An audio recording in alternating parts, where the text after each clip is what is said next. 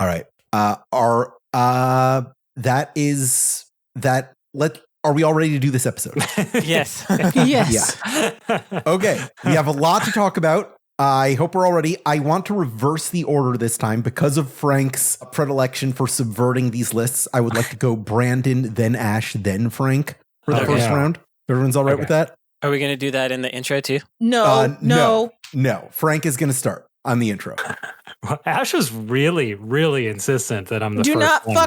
don't fuck with the structure. Ash, you're second, so you come second either way. Yeah. Don't fuck with the structure. Don't struck with the fucture. Here we go.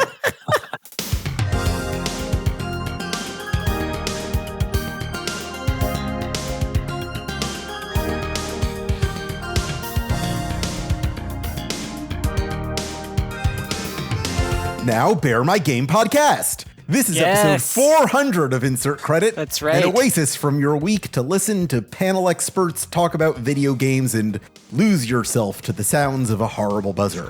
I'm Alex Jaffe, and 400 weeks ago, I was in Florida bike couriering checks as the personal assistant to a real estate agent. When is 400 weeks ago? Can you tell us?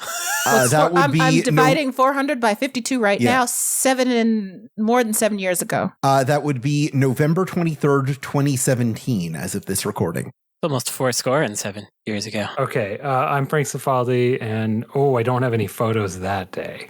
All right, so I will say that on the 21st, I was in Augusta, Georgia, at my wife's parents' house, sitting on a laptop, doing something. I don't know. And then on the 25th, I was home unpacking a box of backup tapes and discs from the game developer ICOM Simulations.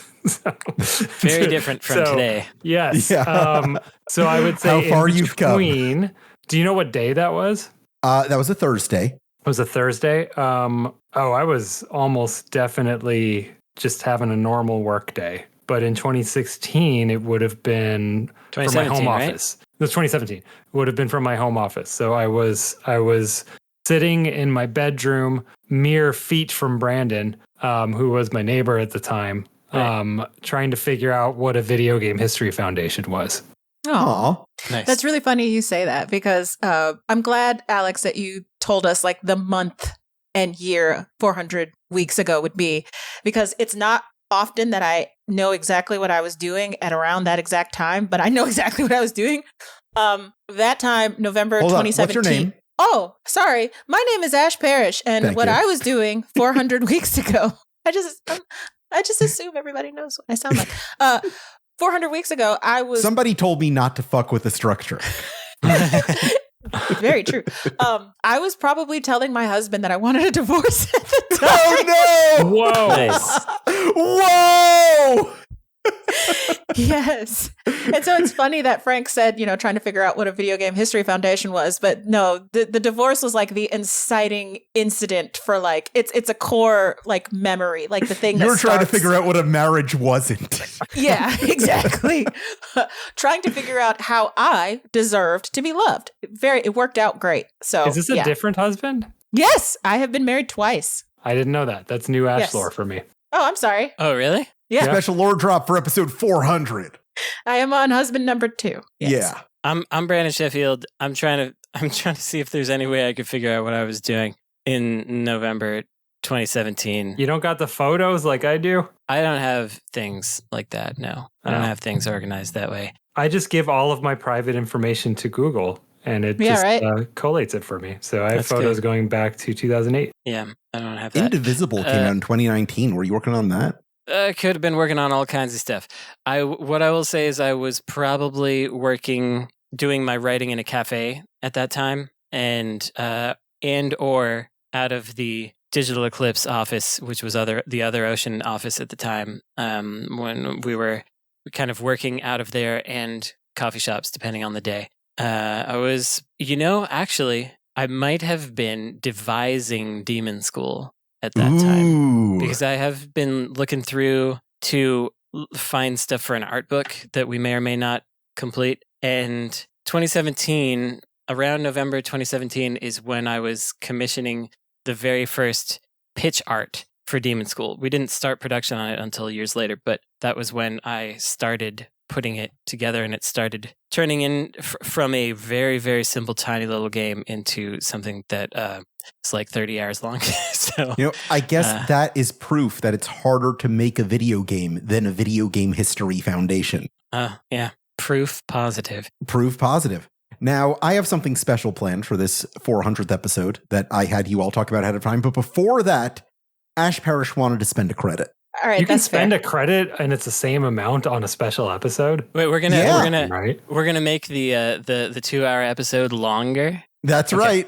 Yes, I'm going to spend a credit for this. For one credit, that's a good value. We should all do that. There's never been a better value. Okay, so today is Thursday, July 24th when we're recording. You will hear this, obviously, after the fact. I just wanted to take a moment to say that I'm really heartbroken and legitimately devastated by today's news. Today, we lost somebody who was really like this electrifying figure and presence that I grew up watching. Like, I love all of his work, and I'm really, really, really going to fucking miss Chuck Mangione, okay? Yeah. It feels so bad. It does feel bad. I legitimately love this guy. Like, first of all, it's a flugelhorn, not a trumpet. But I grew up listening to Feel So Good. Like, it was one of my favorite frickin' songs. I was really legitimately upset because I thought I had a vinyl LP that I was going to play, but I didn't have one. And I was really sad. But I just wanted to just say, rip in peace, Chuck. I'm definitely I hope they got him back for the King of the Hill revival. It's too bad he won't get to see it. Oh. I was sad about Ozzy Osbourne. He and his buddies invented a genre of music, as far as I'm concerned. So he went out right, though. He did. He went out like a fucking rock star in as much as, you can. It's true. All right. For our 400th episode, we are celebrating our big round number with a big ambitious list. It's a tribute to corporations. That's what we needed in the current landscape, to celebrate companies and all the great things they do and the way they're making the game industry better. Top 10 CEOs. Let's go. Top 10 CEOs. Top 10. Top 10 hedge fund managers. Top 10 hedge fund corporate managers.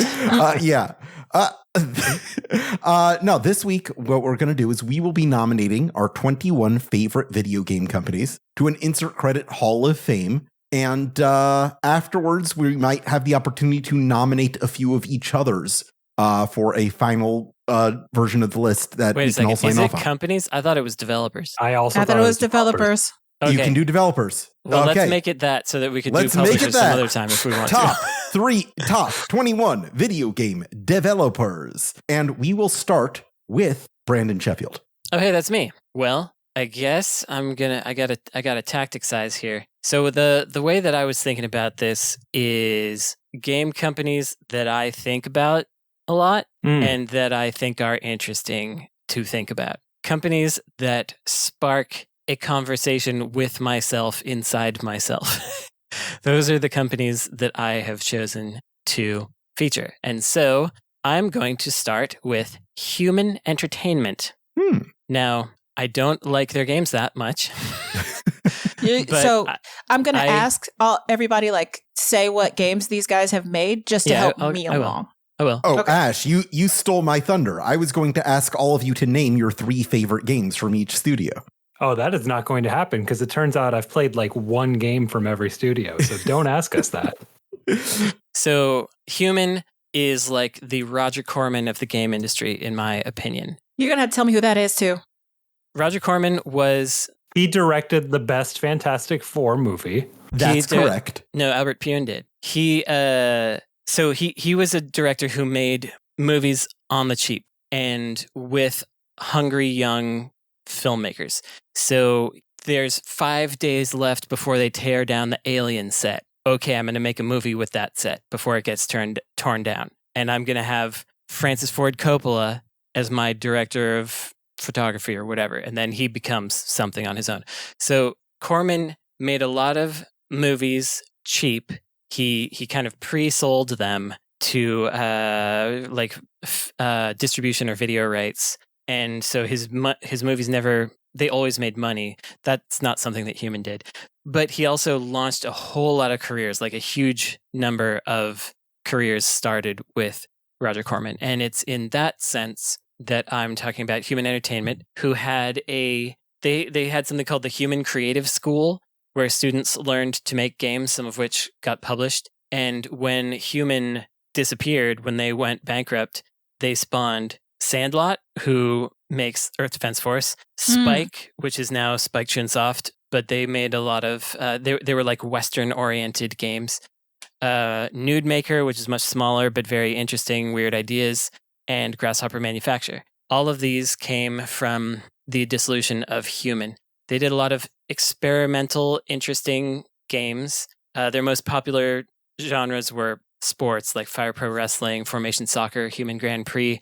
But they also did one of the earliest full 3D open world games called Mizerna Falls in 1998. It was GTA 3 before GTA 3, Deadly Premonition before Deadly Premonition. Absolutely. It was very Deadly Premonition coded. They had some pioneering horror games like Clock Tower and Twilight Syndrome, and just weird stuff like The Firemen, which was a cool firefighting game series. They just were trying things and not succeeding at all of them, but I find them incredibly interesting for both what they tried to do with like a game development school that then is a path to profession, and with what all the people who essentially grew up in that school went on to do. Not that Suda went to the Human Creative School per se, but they were all like under the same sort of learning structure, I would say. So that's who I'm picking. I like Human. I think they're neat.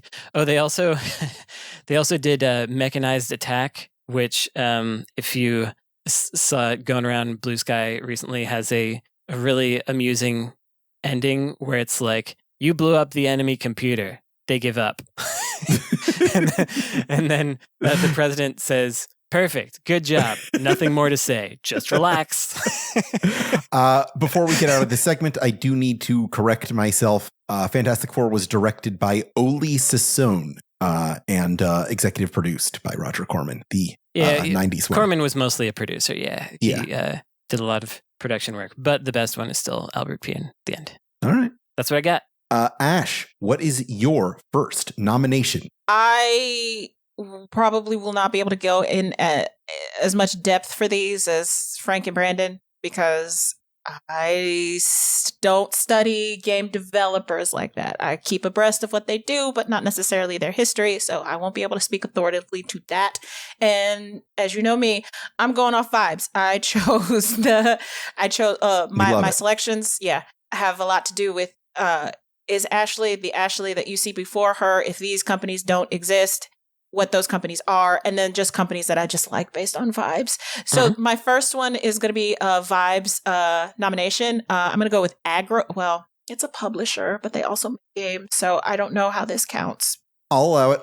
Yeah, Aggro Crab. So Aggro Crab, they did Falling Under or Going Under. God, it was a game that I played at Kotaku. Yeah, it was Going Under. It was like a roguelike, a wage slave roguelike. It's really good. Had a great soundtrack. They also did another Crab's Treasure, which is like this under the sea environmental Souls-like, but with a really kitschy kind of like thing to it. I do not think they published Cult of the Lamb. No, that was a Devolver Digital joint, so never mind. But yeah, I really like indie publishers and studios that have like a very distinct presence online in terms of how I interact with them and the things that I see they do and the way that they speak. And I just thought when Aggro Crab was around, like I really enjoyed the way that they conduct themselves on social media. I know that is the effort of like, whatever people that they have on that team, but I really appreciate the games that they've put out, the kinds of flavors of those games, how they have like these unique twists that always have like some kind of social message. Not always, but the ones that I use in my examples have like a social message to them in a way that's not like really preachy, in a really funny, sardonic way that you can play with those kinds of heavy topics. And I really appreciated that. And their mascot is a crab with a knife, and I love that. So Aggro Crab, play their stuff. What I love about that is that crab claws are already dangerous, so they're just doubling down. Yeah. Nope, that is definitely a different vibe. Yeah. So that's I like it. It's going to be an interesting list. They also just put out Peak, which people are playing. Oh, nice. Oh, okay. yeah. Good Cool. company to have on here. Frank, what is your first nomination? So are we not ranking as we go? No. We are not at this juncture, no. Okay. I took many approaches, and I guess vibe would be like a good way of describing it, but it was maybe kind of also similar to Brandon in that it's like, well, what do I think about? And it's just like, okay, what is a company that's historically interesting? What's a company that has someone who is nice to me? Like I just kind of did a bunch of mental exercises and came up with a list. So I've got a lot here. I'm going to nominate Bobby Kotick. No. Activision, like OG Activision. So original 80s Activision. Interesting. These guys are the people who made a bunch of hits at Atari and said, hey, what if we just started our own Atari and made all the money ourselves instead of just getting our not nearly good enough wages here. And so they became a creator-owned company, which I would call the first indie studio. The idea of making games for someone else's console wasn't really a thing yet. All Atari games were made by Atari, but these guys knew how to make them because they were paid by Atari, and they went and made their own company, forged their own destiny, and made pretty good games that some of which I'll still play. Hero is my favorite Atari 2600 game. That was Activision. Pitfall, all right, I guess. People like Pitfall. It's important somewhere to history. Barnstorming is still just a fun, really simple game. And these guys were making games that weren't arcade conversions, which was also the norm. They were making brand new things that they owned. They innovated what I would consider community management within a publisher. Like they had a newsletter and they like sent out, I mean, they practically invented achievements too. You know, they sent out patches if you got certain score achievements in their games. And I just think they were real innovators, and I think they're worth spotlighting in a list of companies. They put credits in their games too, right?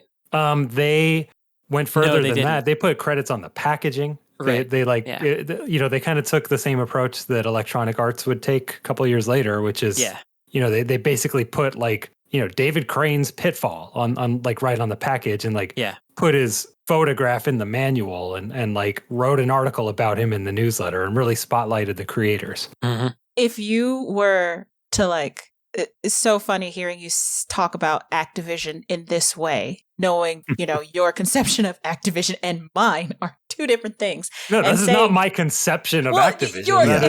Yes, this is the truth of Activision. But when when you're talking about Activision, you have a very clear picture in your head of what it was like. And I have a very clear picture of what it's like now versus what it was like when it started. Mm-hmm. And saying Activision is the first indie studio would probably kill a Victorian video game journalism. Yeah. Like it's literally like hearing that is like shearing my own damn brain in half. So Activision and EA were like the indiest of indie. At their and just hearing the things that you're saying that they kind of pioneered, like credits and putting stuff on the bottom. And to think about what those companies are like now and how they're very much not like a creator first kind of deal is like, huh? Where did we lose? Like what fucking happened? Right. No, I specifically have this in my notes here as Activision parentheses pre-Kotick.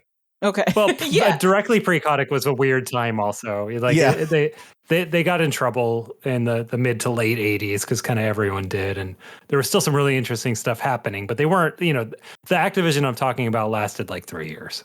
So it's like OG Activision. Golden Age Activision. Yeah. Yeah.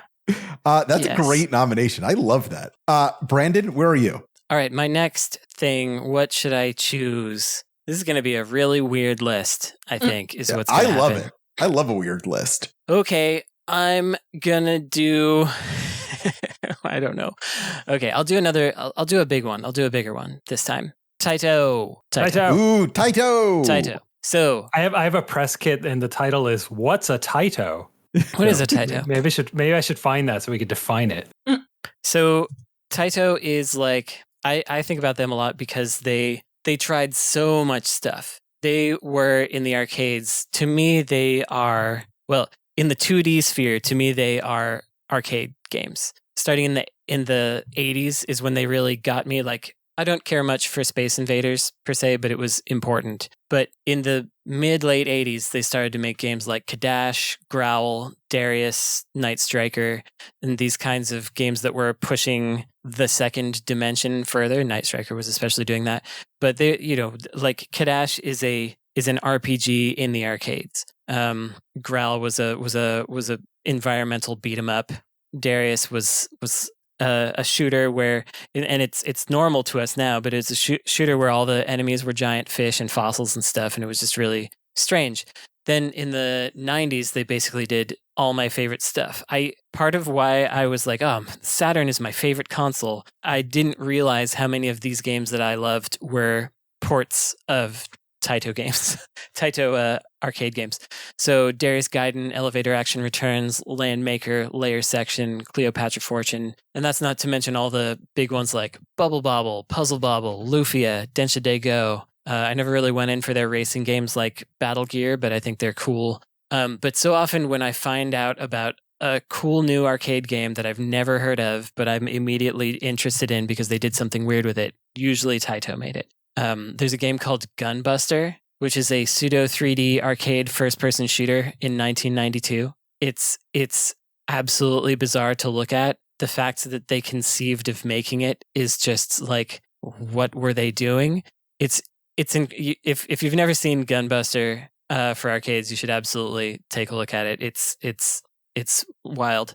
Then later they got into weird PS2 stuff like Bujingai and 10,000 Bullets, aka Tsukio Nisaraba. And then even later than that, toward the end of the era, they were doing the like Space Invaders Extreme and all of those extreme type games. And then Groove Coaster, which is my favorite rhythm game. And they're just, what I heard about them is that in their heyday, they were governed by the tenets of a specific Buddhist cult. And as long as you met the requirements of like this kind of spiritual awakening or whatever, like they had like certain pillars that you had to meet. And if you could meet those, if you could describe whatever you were doing as meeting those, you could make any game you wanted. I don't know how you make a game by freeing yourself from suffering when that's the entire industry. Yeah. Well, maybe the player is freeing themselves from suffering, or the protagonist is.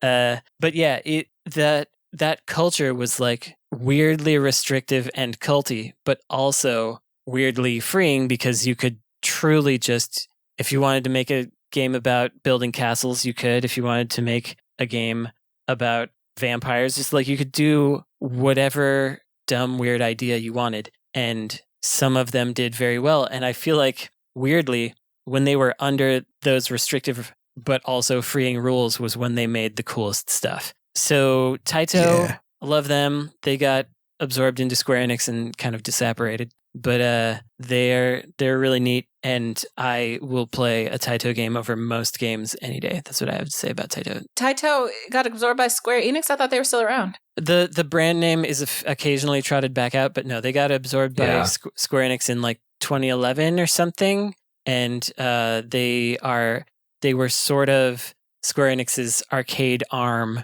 for a bit. They did like Gunslinger Stratos and Taiko? Taiko no Tatsujin is Namco.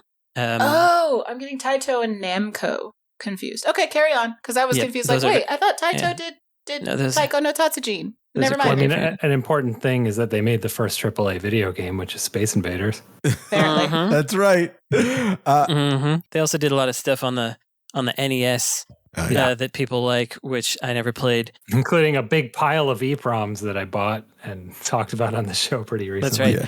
If you want to hear me talk about Taito for approximately 8 hours, there are 3 Retronauts episodes in which I do that. So feel free to look at that later. I did find the What's a Taito press kit, and the answer is not that interesting. Oh, that's too bad. But there is some text here about Operation Wolf that says, like that game.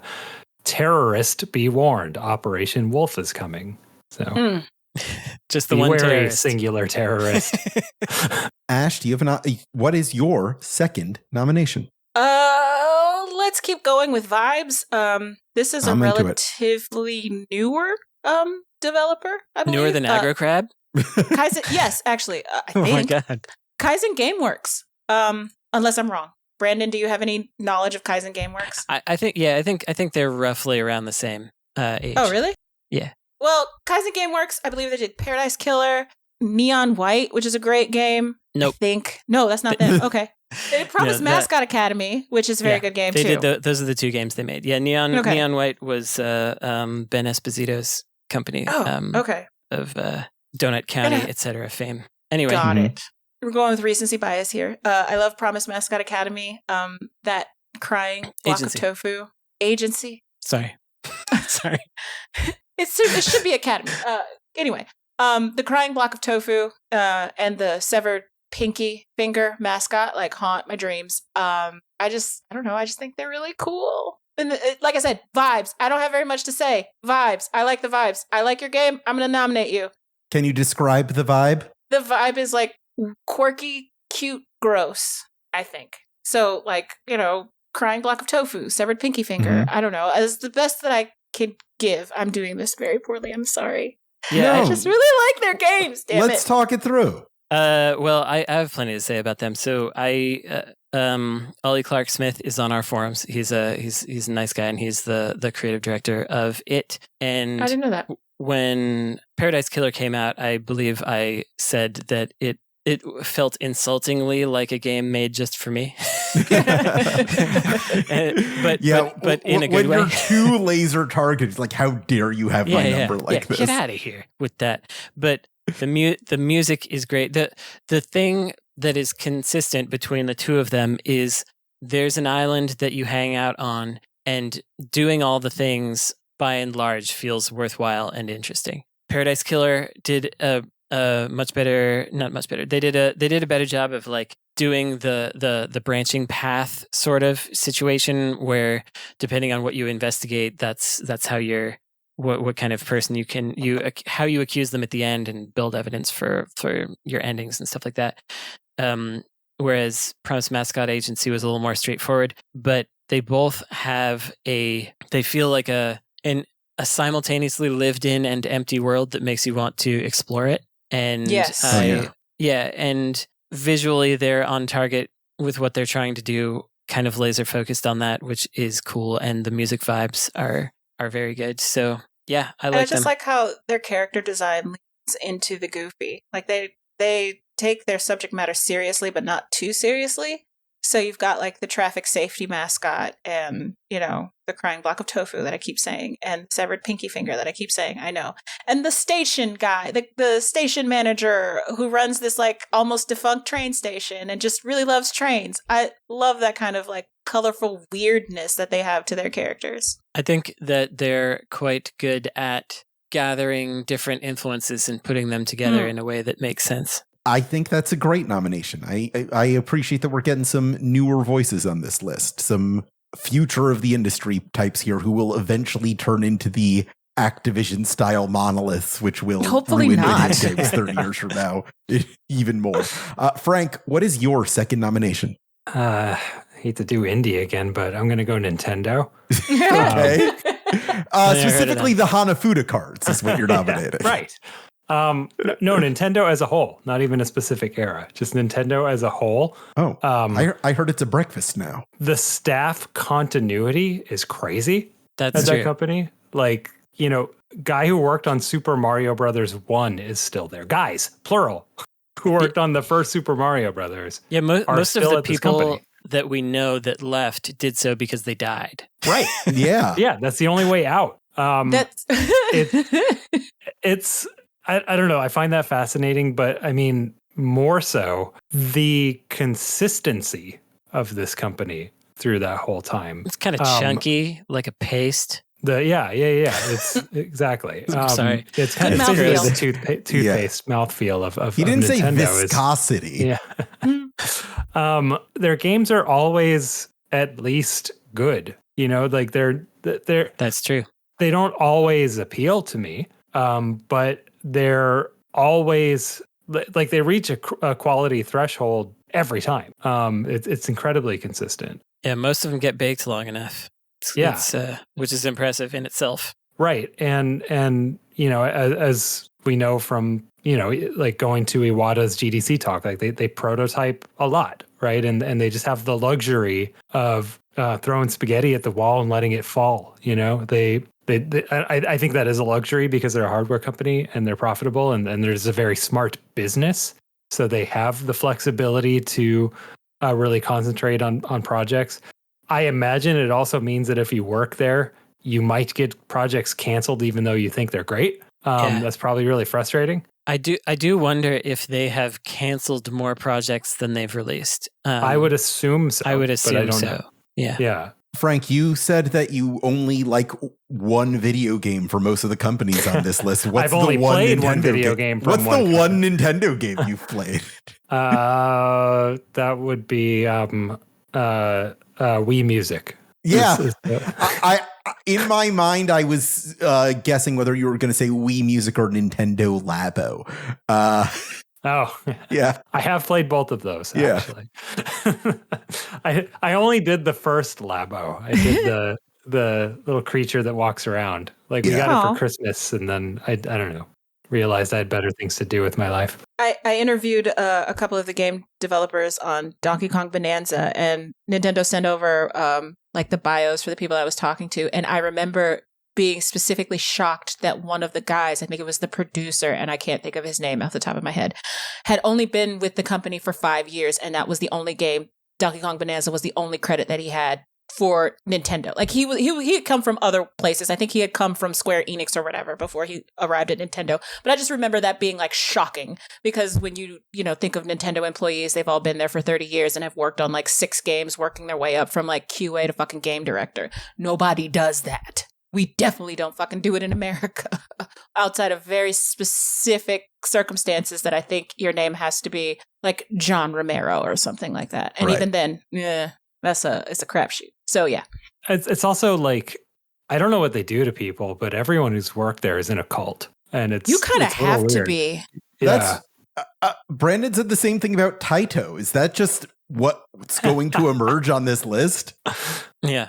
Possibly, yeah. I mean, that's how you become a notable game dev. Yeah. Are the like classic video game companies all cults? Possibly. Well, Konami is. Less or so. Yeah. Less so. Konami. I think if you work for like Microsoft or Sony, not so much. But Nintendo, yes. What else has been? Ubisoft, definitely. It's a very French cult. I don't know. Those are the only 2 that I can think of off the top of my head that like might be cultish. And Ubisoft is the whole, like, we're a family-owned company. Like, we're all family here because, the Guillemots and all those people. Like, I think there's, like, a level of cultishness to that part. So with Nintendo, I guess I should say some nice things. And Not to be nice, just recognizing importance or something. Yeah. I was mostly joking about the fact that I don't usually say nice things about Nintendo. No, obviously they're important. There's no questioning that. I think my favorite thing about them is that they make templates for other companies to riff off of. Yeah. Like they make the good version of this thing, and then other companies have the opportunity to be like, I want to make the weird version of this thing, or I want to make the like subverted version of this thing, or whatever else. And without Nintendo, I think a lot of the games that I enjoy simply don't exist because they needed something to bounce off of. And frankly, they needed Nintendo to do 30% of the work for them first by figuring out how to do it well and giving you something that you can actually emulate and understand how it is done well so that you can then do a worse, weird version.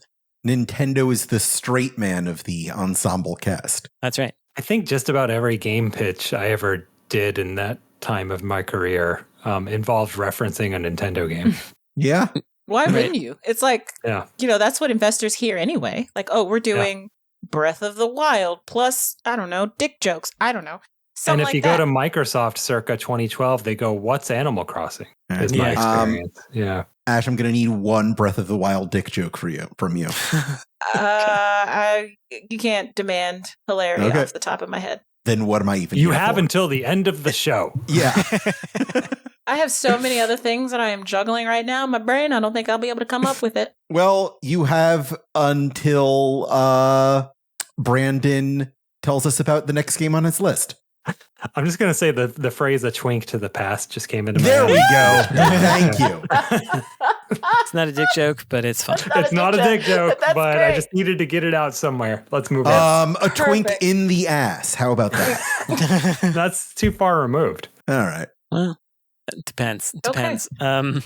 So I got to do another one. Is what's happening, and well, okay. I guess I'll just keep with my weird. How many have I done? Have I done? You've done 2. Okay, that's fine. I'm gonna keep with my zone. I'm doing Red Entertainment. Ooh. Red Entertainment is an interesting company in that Another scrappy indie studio. they were a developer, and they may still be, but they were largely a collective of people who could get other people together, and they wound up like they NEC and Hudson needed a mascot for the PC Engine, so Red Entertainment came up with Bonk. Yeah. They needed a blockbuster RPG. And so Red Entertainment came up with Tengai Makio.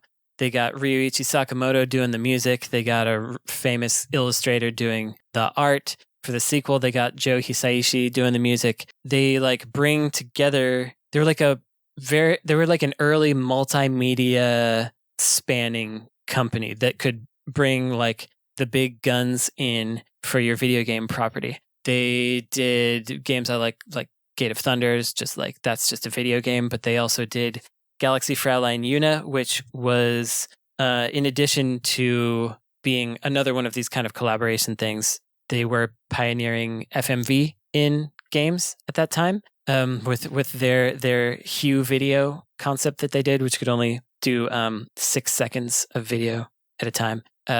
Sakura Taisen, they also did, bringing together all the people involved in that. Bujingai, Tempo, all kinds of just little weird, little nonsense.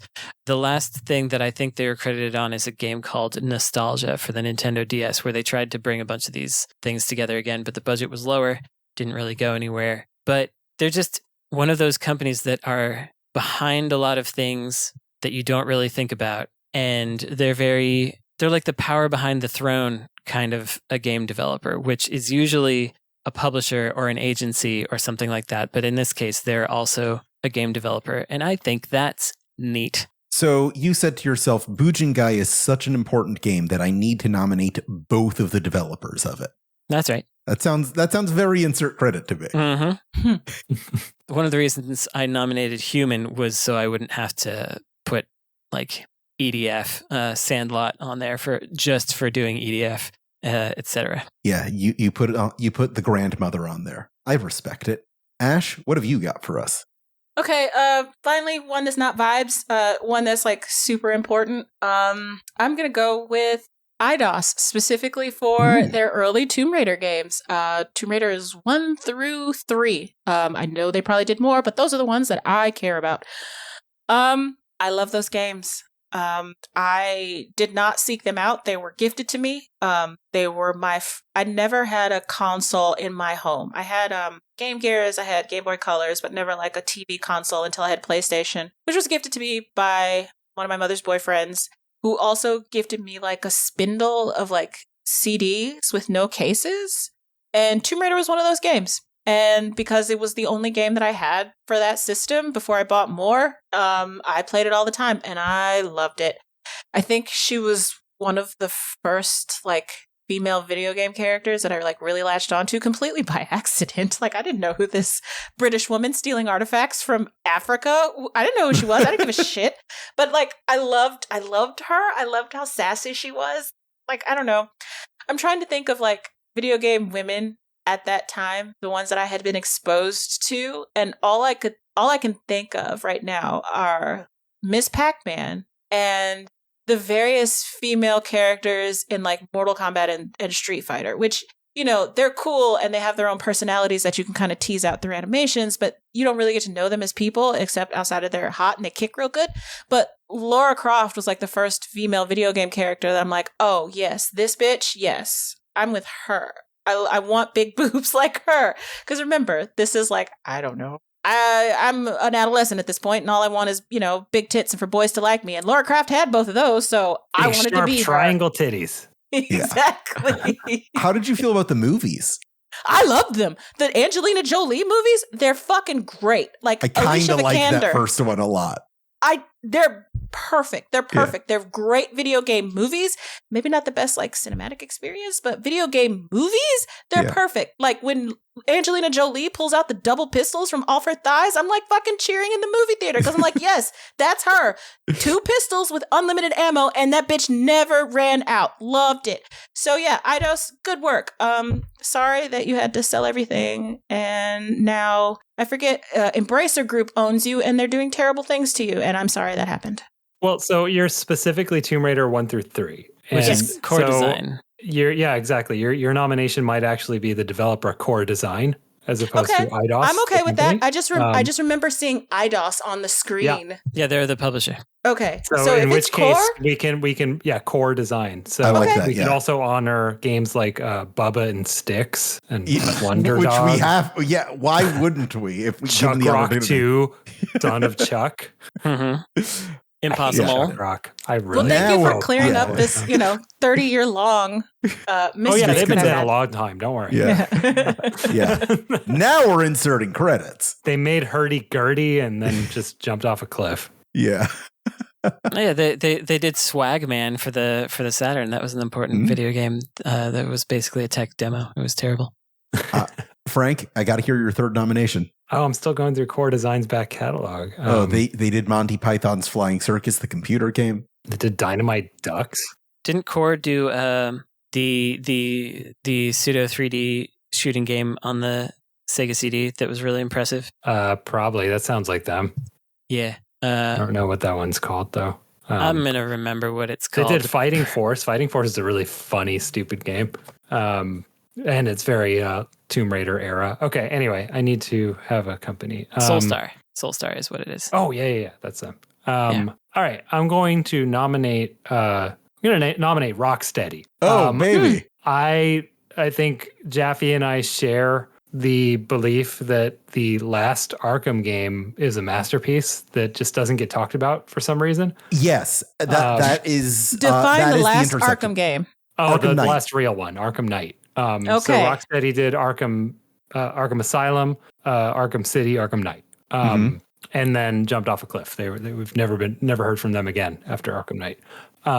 And I think it's really interesting watching the progression of that game. Like by the third game, they are masters of their own craft. They have refined all of the experiences of the previous 2 games, and made something that is, I think, the best version of what they were going for that they possibly could. I think it's really, kind of rare for a studio to, I mean, it might not be rare for a studio to, I don't know, make 3 Call of Duties in a row or whatever, but like to be able to continue innovating in a way that at least feels to me like there wasn't a lot of interference necessarily in their own genre. And it like all 3 of those games feel very distinct to me, but of the same lineage. And they all feel like Batman, which is... They all feel like Batman. And they all make you feel like Batman. In the same way that we were talking about that Angelina Jolie feeling like a video gamey movie.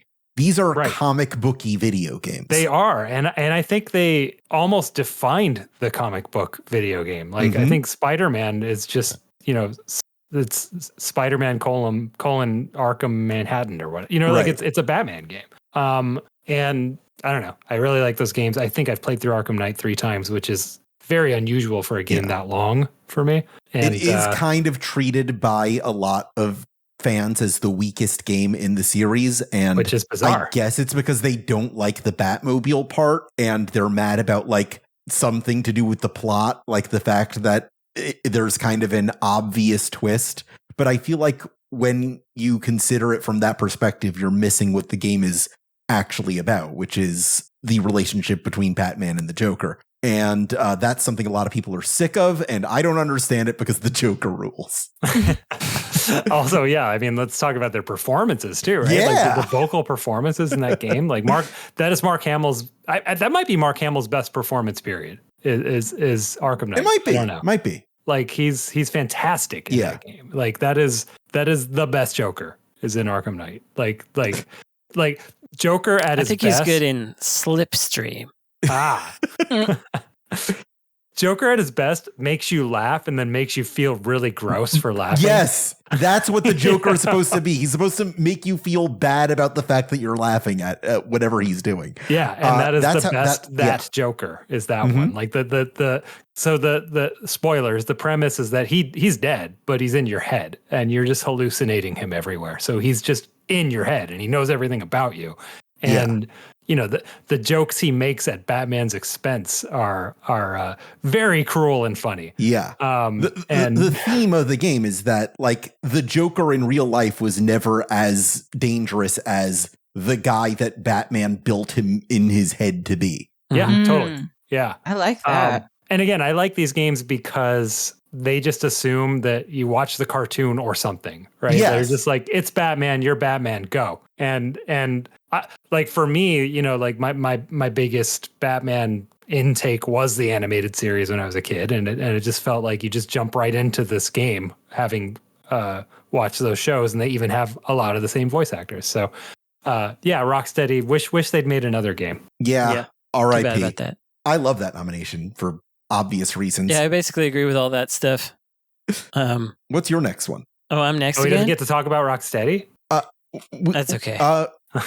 You wanted to, what did you want to say about Rocksteady? Oh, I don't have that much to say about Rocksteady. Just I agree with everything Frank said. Plus, Urban Chows. as someone, yeah, it's got Urban Chows. That's a good game. I'm just imagining like the Chow Garden from Sonic Adventure 2, but they're all It's wearing on like the Jinko Dreamcast, jeans. Urban Chows. Yeah. I was definitely on the tail end of liking Batman. The comics never really did it for me, except for some of the older ones. The animated series was really where it was for me, and rolling from there into these games, even though they were very different tonally from the animated series, felt really good. And I do think that it's one of the, if not the best examples of a licensed game done well, and with both respect to the property and respect to the craft of video games, so that it in no way felt like a cash in or someone had skimped on anything. It felt like it was expanding the world rather than like making money off of it, though they did make money off of it. So yeah, good job to them. I was going to say, I also have nothing to say about Rocksteady, and I just wonder, is it a sign of incredible hubris or incredible, I don't know, respect that Warner Brothers was like, okay, yeah, you're good at doing all of this stuff. I want you to do something that's completely different. And I don't know what she's talking about. We should move on. Yeah, this doesn't look like anything to me. Yeah, that game Fair doesn't enough. exist. Okay, let's talk about it for a second. That Suicide Squad was weird. I don't know. I'm sorry, why. Suicide Squad kill the Justice League. Killed the Justice League. Yeah, I don't get it. And the one thing I was excited about was, I'm going to play a Rocksteady game where Batman hunts me. That's going to be so cool. Like, even if it's just 5 minutes, it's going to be a really interesting 5 minutes. It was basically a cutscene. It was not. It was not at all interesting. And I'm sorry to everyone who worked on that game. I don't think anyone had a good time. You didn't deserve that. I don't think anyone who worked on that game wanted to be working on that game. I can't hold it against them. They probably wanted to be working on the game that they told Warner Brothers they wanted to work on, and Warner Brothers said okay, and then said no, do this instead. They probably liked the real game. Right. We'll never know. Okay, the point is, before we go on to Brandon, they need to release the Snyder cut of Suicide Squad. Suicide Squad kill the Justice League. Yes. Yeah. Oh, God. Suicide Squad released the Snyder Cut. Brandon, please get me out of here. Get me out of here. All right, I'm getting worried because I'm thinking that maybe some of my ones that I assumed other people might say are not going to get said. Oh no. So maybe I have to start saying them, but it feels less interesting to name the big ones than to name the small ones for me. Don't worry. I probably got you. Maybe on some of them. Yeah. Okay. I'm going to do... This is stupid. Buddy, it's your list. I know. No, I'm gambling. That's what mine are getting stupider, just in case it helps. It doesn't help. It means that you're definitely not going to do any of the ones that I've got one that done. you're definitely wanting to do on your list. Okay. Let's not tip our hands here. Yeah. This is part of the game. See, because I'm first. I have I'm in the I have the fewest now at this point. After I do this, anyway. Okay, I'm just gonna be weird. I'm gonna keep doing it. I'm gonna do Compile. Compile. Compile is the maker of Puyo Puyo, Aleste, Xanac, Devil's Crush, Musha, and I think that they're a company that's interesting for me to think about because there is such a thing as a Compile style shooter because they had such a distinct style of shooting games that others who make similar ones are get called Compile-like. And that is one of the earliest instances of that in that genre that I've heard of. But the main reason I wanted to put them on here is because in addition to spanning tons of genres, they also had something called the Disc Station series, which was a bunch of small game experiments that they would release like monthly, starting on the MSX and then moved to Windows. And they were these small game anthologies, which were just interesting, weird little prototypes of ideas. And they would put them together and you could buy, it was almost like official shareware discs kind of a vibe. And it was neat and innovative to be doing this in the 80s, basically, 80s and 90s. And they are some real pioneers and innovators in that regard. And some of their series are still going. Puyo Puyo, Aleste is back. There are spiritual sequels to Devil's Crush and Alien's Crush right now. They were very influential without being very well known, and they worked on a lot of games that people think of as being like bigger or by someone else, like Blazing Lasers, the game that stupid Kanye West loves, and was one of the best shooters of the PC Engine that was actually developed by Compile. Question. Yeah. Is this a cult? I wonder. Yeah. I wonder. You say they're very secretive. We don't know a lot about them. They make these long-running video game series. It sounds like a cult to me. Yeah, and they're gone now. They disappeared, but they were cool. That's what I have. Was there a comet or something? Only their shoes remain. That's right. The end. I like that nomination. I don't know. I like that one a lot. All of their games that I've played have been. You feel like you're cool and have good taste if you play any of their games. Right. Yeah, they're like games. All of them are games for enthusiasts, and so you play them, and it's like, I'm a person of culture. Yeah, like if you're holding the controller and you're playing like Gun Knack or something, like your pinky just comes out. Yeah, like, yeah. Yeah. Yep, absolutely.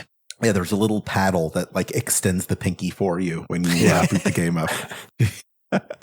Ash, what's your next nomination? Okay. Just to assuage Brandon's fears, Okay. I'm gonna go with Squares. The Squares Soft and Enix. I don't know, man. Like, if you know me at all, you should know why this is on the fucking list.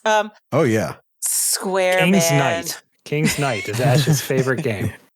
I actually don't know what Square Soft has done when they are Chronos, right?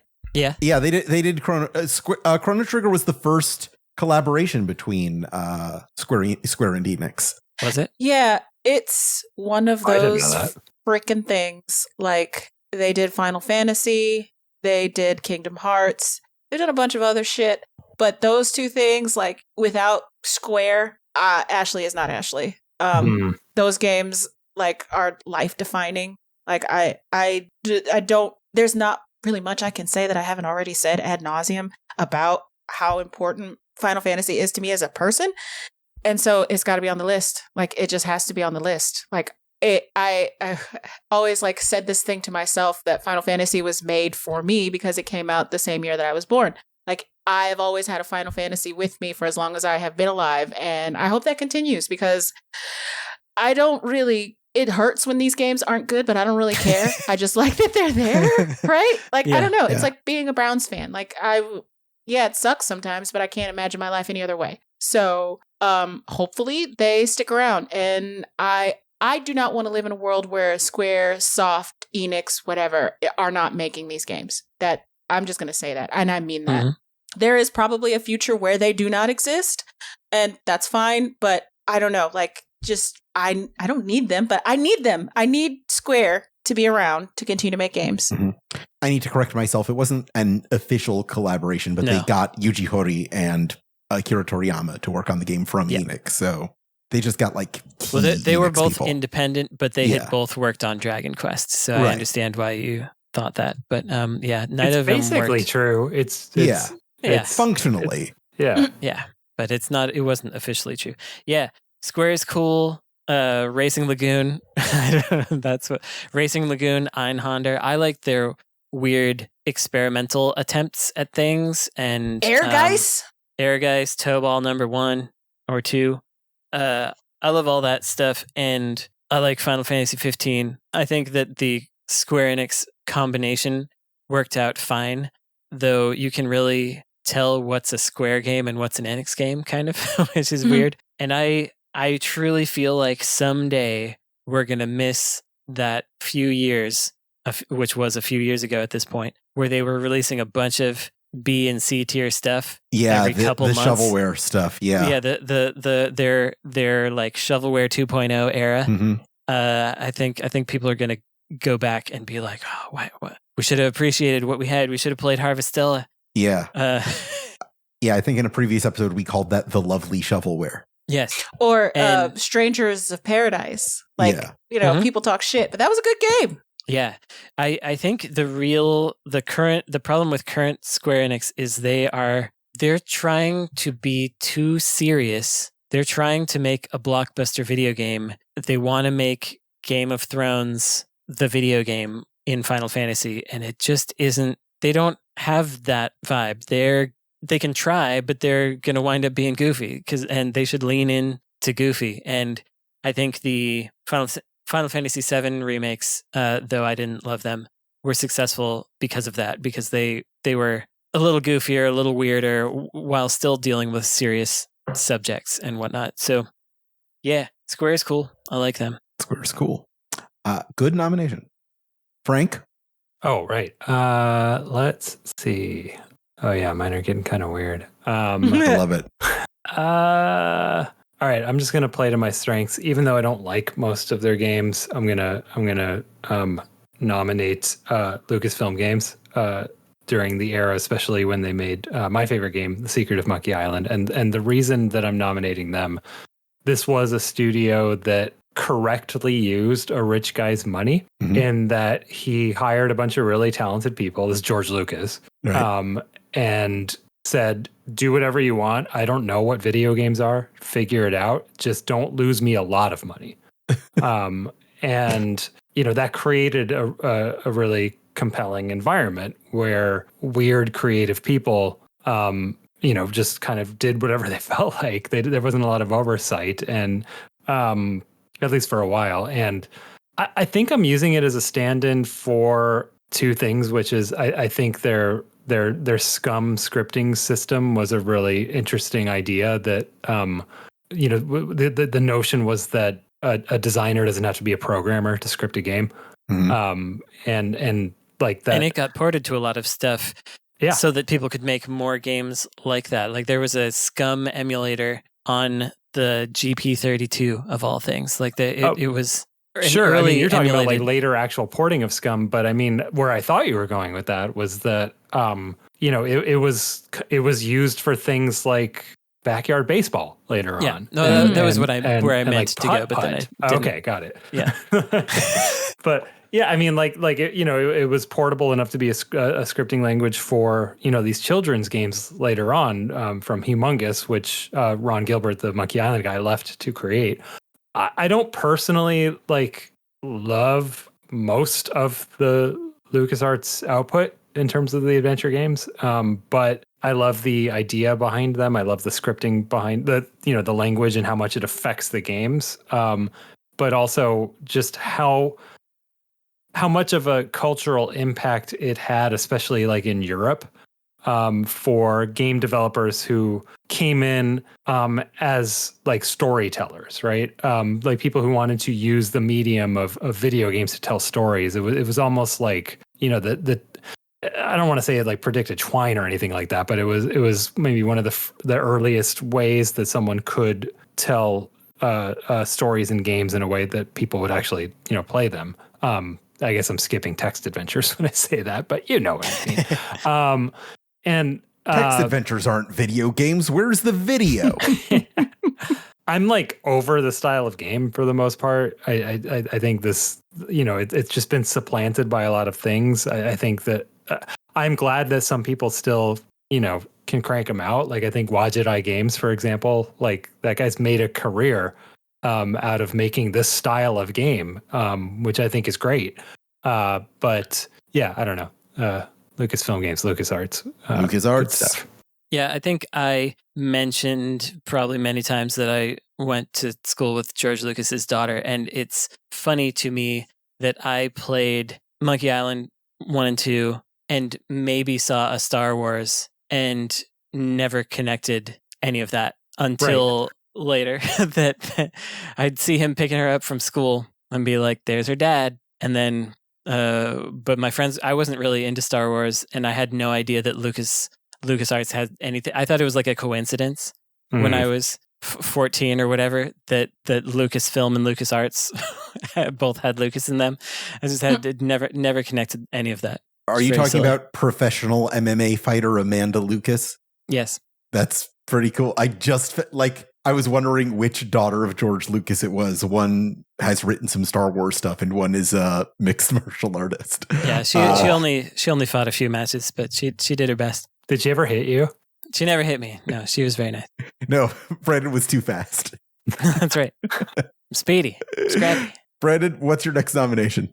This reverse order is really confusing me. Yeah, don't fuck with the structure. I have to say, it's really messing with me here.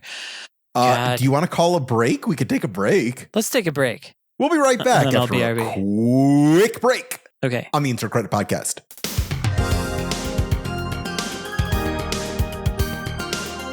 Taffy spit up these little foamy liquid puddles. And, and they bleached the wood floor. Oh, no. They are permanent spots. Those are taffy spots now. And they're taffy spots. That's right. We're talking about cat vomit? Yeah. Sure Nice. are. Yeah. Come on in and join the fun. Yeah. Are you pro or con? Well, if it helps the cat, then that's okay. Welcome back to the Insert Credit program. We are on round 5 of our ranking episode. Brandon, show me what you got. Okay. We took a break and I still didn't decide what I wanted to. Dadgummit. Do you not have a list? Oh, I have a list. I just there are a lot of things on here I was hoping other people would say. So that I could say smaller, weirder ones. But I think I'm gonna have to start getting less small and less weird. And Bigger and normaler. Yeah, bigger and normaler. And so I gotta go now for SNK. Neo Geo era SNK. Okay, I was never going to say that. I know. No, but I was hoping you would say some of the other ones so that saying something like that would be even safer. But yeah, the other two, I guess I'm just going to have to go for it if nobody says them. But anyway, SNK, they were the kind of the scrappiest feeling of the big arcade producers to me. They felt like they were always on the edge of a breakthrough or a bankruptcy. I like the way they approach sound design, the really blown out sound that they did, but also the bombastic action that they put forth. I feel like when Capcom put out Street Fighter 2, that established that a fighting game could be popular. But then when SNK put their stuff out, it proved that fighting games were a genre that could continue forward. And you got your Metal Slug, just and the fact that they made their own hardware, innovated the idea of changeable cartridges for for arcade machines, so that you could have one board and then just swap out the cartridge, and it made it a lot cheaper for arcade operators and there easier. There were several others before that, but go on. There were, but they, I would say they popularized it. Yeah, I agree. The Data East cassette system was one. The Konami Bubble, the Bally Sente, whatever that thing was. Yeah. And in fact, the the MyCom system from SNK in the 70s might be the first. It's true. Yeah, I think that's what we established, that it was maybe the first. So they still were innovating it, but yeah, I just think they're neat. Marge holding a potato. They. I gotta ask, when's the SN cutoff? Is it Saudi Arabia or is it before then? It's to me, the classic era kind of ends in the mid 2000s, I would say. Pre-bankruptcy. Pre-bankruptcy, yeah. There was some neat stuff that resulted from the bankruptcy, but yeah, before getting bought by Odyssey, I liked that they made a handheld competitor to the Game Boy. They really tried. They kept trying to do stuff, but they didn't have enough money or power to do it right most of the time. The Hyper Neo Geo 64 arcade system is so friggin' weird. The devs didn't know. The hardware was being made while they were making the games, and so they didn't know what the specs were, which meant that they didn't know if they could use how many polygons they could use. They started using like 2D overlays for special effects or 2D backgrounds that would rotate because they were like, I don't know how many polygons we're gonna have. So they were just very skin of their teeth, and it was probably extremely stressful for them, but it resulted in a lot of weird, kind of daring 90% finished games and that's exactly what appeals to me. So SNK is cool, or was cool. They sure were. I mean, the innovation of the 80s stuff is really interesting, I find too.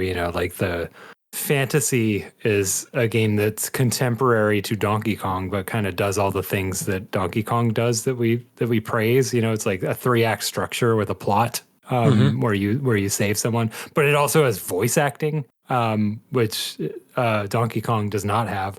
Although, ironically, it does, and it was cut, and remnants are still in the ROMs if you look that up. It's just Pauline saying help. And like nice, I think I think she's supposed to say nice whenever you jumped over a barrel or something like that, which would have been really annoying. That would have been so obnoxious. I would love that. Somebody needs to restore that. Nice. But I think Sasuke versus Commander is possibly the first boss battle, definitely the first named boss battle. Like they're called bosses. And it's like 1979 or something. Yeah. Sasuke was in 1979? I think so. Sasuke versus Commander. Not Uchiha Sasuke. This is a different Sasuke. Thank you, Alex. Is this some kind of... she was making a joke about a thing I don't know about. Is that what just happened? Got it. Yeah, Naruto's boyfriend. Don't at me. Of course, yes. I mean, the early 80s stuff was also like weird and fun. Like there's a game about a car eating trash. There's, it's also just fun going through some of that old stuff. Like there's a game where you play as Guevara, and when he goes in a tank, you just see his torso like popping out of a tank, and it turns out that the reason that they did that is because they found a bootleg of their own Akari Warriors game where there was a graphics bug where when you entered a tank, it just stuck your torso on top, and they were like, that looks pretty cool, and they just put it in their next game. Like, I love that. Yep, they were really scrappy in those days as well, and then it was fun walking around Osaka with those guys and being like, yeah, Samurai Shodown paid for this building. And now we don't own it anymore. The house that Samurai Shodown built but couldn't keep. Yes, exactly. I like that. Ash, what is your next nomination? So I feel like I have to, once again, assuage Brandon. Please. Knock something off the list that Please. I'm pretty sure he has on his list. Sega. Sega. Sega. Phew. I have this yeah, I know. It's like, don't worry, buddy, I got you. I have Sega listed as like Atlas and Sega because I guess I consider them one and the same because one owns the other now, which wasn't always the case. But I feel like technically they should be separate, but we could just talk about them both. Yeah, that's fine. I'm okay with doing that. One of those things, again, where Ashley is not Ashley without Sega. Like, Sonic the Hedgehog defined my life. Loved it. And I loved the fact that, 30 years later, I was still learning new things about the things that, the games that they developed, like Sonic 2 and things like that. Great, fantastic stuff. And one of the things that I really enjoyed about, Sega and why I included Atlas in this is that, I am a very old school, Sega person. The first, 4 Sonics, I'm including 3 and Sonic and Knuckles as those 4 games. So not actual CD, which I could include, but no. Those 4 games were incredible stuff, and I kind of like stick with them. I can't get into like the newer versions of Sonic. I try as I might, trying to get into the adventures, like the Sega Dreamcast games. I can't do it. I tried a lot on more than one occasion. I can't do it. The first original Sonics, those are my Sonics. And one of the things that I really enjoy about Sega is the fact that they keep surprising me now with new games that I enjoy from them. And part of that is Atlas with Persona. Like, I did not play Persona at all. I'd never heard of it until the pandemic, because that was right when... Oh, that wasn't right when. I played a little bit of Persona 5 when it first came out, but I didn't really like get into it until like 3 years later when Persona 5 Royal came out during the pandemic, and that was my pandemic game. Like, I would play that game 12 hours at a time while I was supposed to be working my job, but they had sent me home like maybe 2 or 3 weeks after I had started that job. I had no idea what I was doing. Nobody really expected anything of me because I didn't know what I was doing. So I just played Persona 5 Royal for 12 hours at a time, and I fucking fell in love with it. And I went back and I played Persona 4. I would like to do more Persona stuff so I can really get into the nitty-gritty of that stuff. And also Metaphor ReFantazio. Please don't do it, Frank. Please don't do it. Just the thought of it. He wants to get it. Just really the thought up. of it. Just the idea that it could happen is enough at this point. You have so thoroughly He never has to upset do my it again. brain. He just has to do that look that he's doing right now. You have upset me.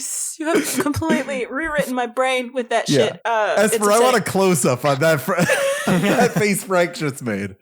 Oh, God. But yeah, Yeah. So, go ahead. Atlas, great shit. And I know that fans are really tired of Atlas, like re-releasing like 6 different versions of Persona 5 before giving us Persona 6. But actually, those with the exclusion of the mobile game, because I haven't played it and I hear not great things, like Persona 5 Tactica, great. Persona 5 Strikers, fucking awesome. Like, those spin-offs are actually really, really good in ways that I do not expect spin-offs of really good games to be.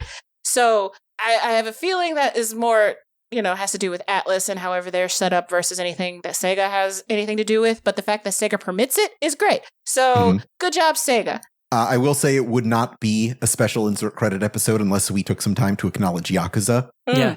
So Sega is probably, in my opinion, the best video game developer. They are, and one small portion of that is, I would say, out of all of the big game companies that started a long time ago and still exist now, they are the most still themselves. Sega is still making Sega games in 2025, in my You opinion. think more than Nintendo? Oh, sorry. I forget about Nintendo sometimes. Those are the big two. I would say Nintendo. Nintendo is probably more, and they never had the lulls that Sega did. Yeah.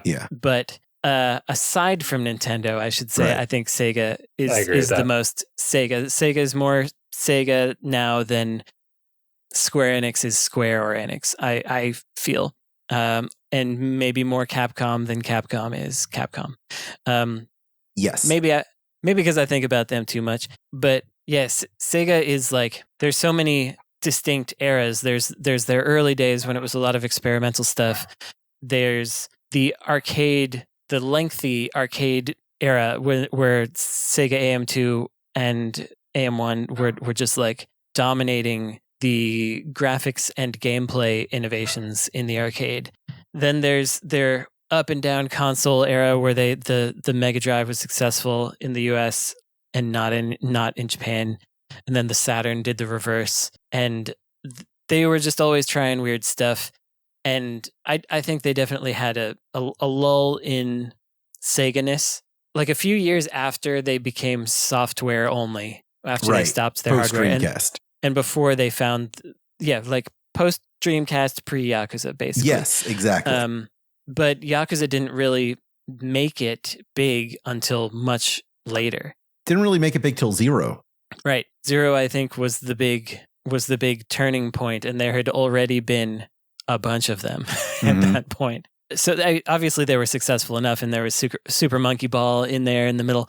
But yeah, Sega is cool. They're the best. Atlas is kind of a different company, I would say. Because they were very much doing their own thing starting in the mid 80s. And they had their Megami Tensei and Shin Megami Tensei and Persona series, but they also developed a bunch of like little weirder games for the PC Engine, TurboGrafx, Super Nintendo. Sometimes they were just adding programming behind the scenes and stuff. But yeah, now that they're all under one umbrella, I guess we can link them, and I guess that means they're the best. I mean, the whole point is that, like, even though, Sega owns Atlas right now, they still, seems like to me, from an outsider's perspective, still let Atlas cook and do the things that they want to do and are good at doing, which, as we've even talked about in this very episode, does not always happen. So yeah, they seem we can give them credit for that.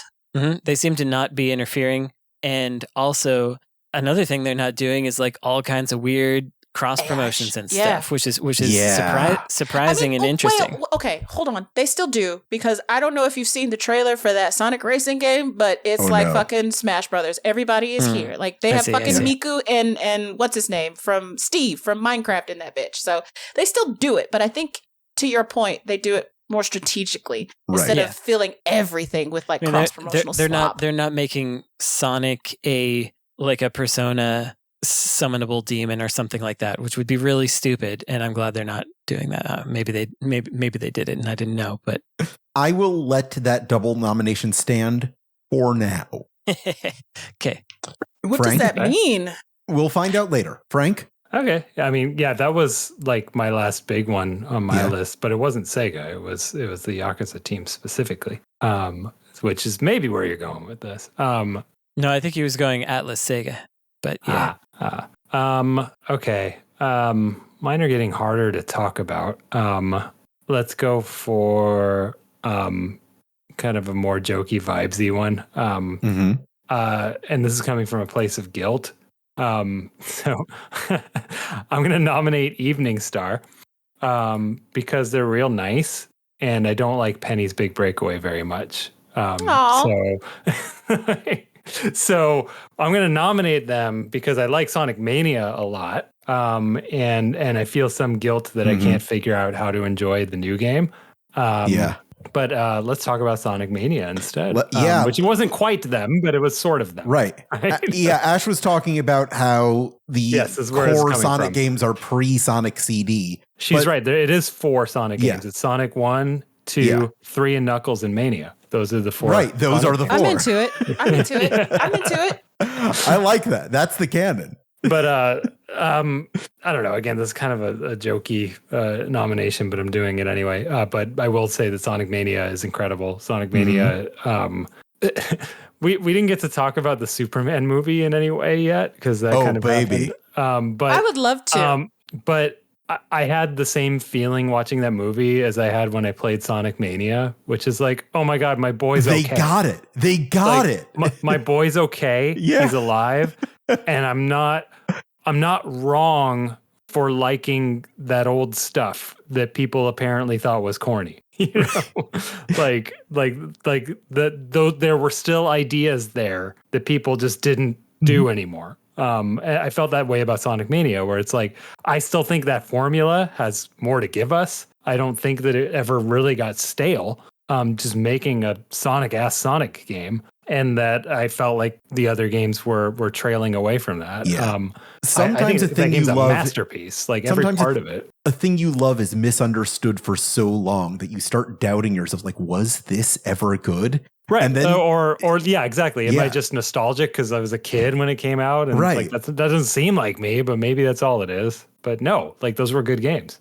In a way that like Sonic Superstars was not a good game.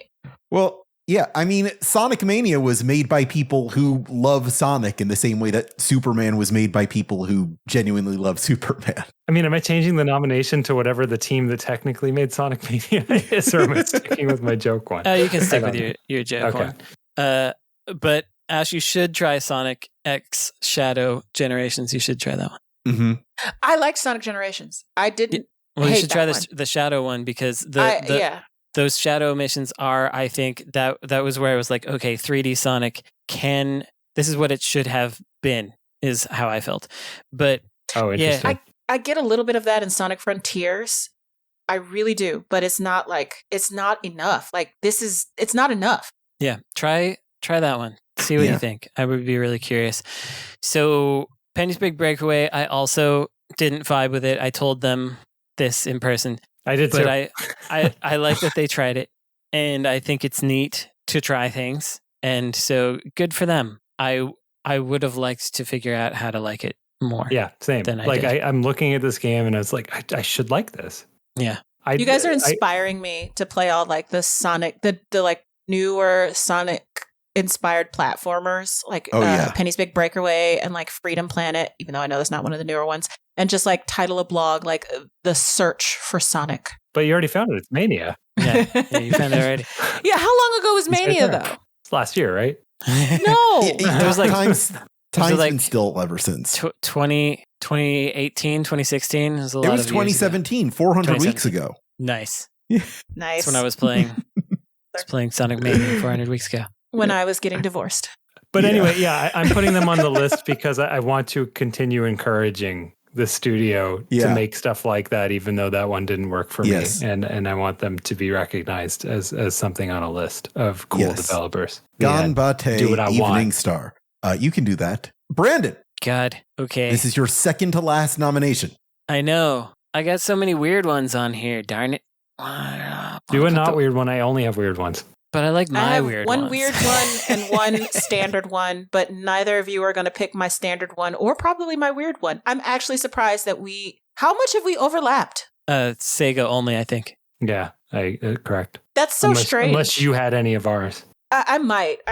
I really love that there's no overlap here. Yeah. Well, you don't have overlap with my remaining ones, but like, did you have any overlap prior to right now? No. Okay, then good job, everyone. Good job, Yeah, we did a everybody. good The job. system works. I can't believe I'm The gonna. Kaizen game works. I guess I just have to keep going through this. I can't believe I'm gonna go through this without mentioning Capcom and Namco, but I guess that's what's gonna happen. Sorry. I'm interested in hearing about Namco because every time I look at their catalog, I'm like, I don't care about any of this. Yeah. Well. No, I'm actually really interested in their new Pac-Man game, the dark one.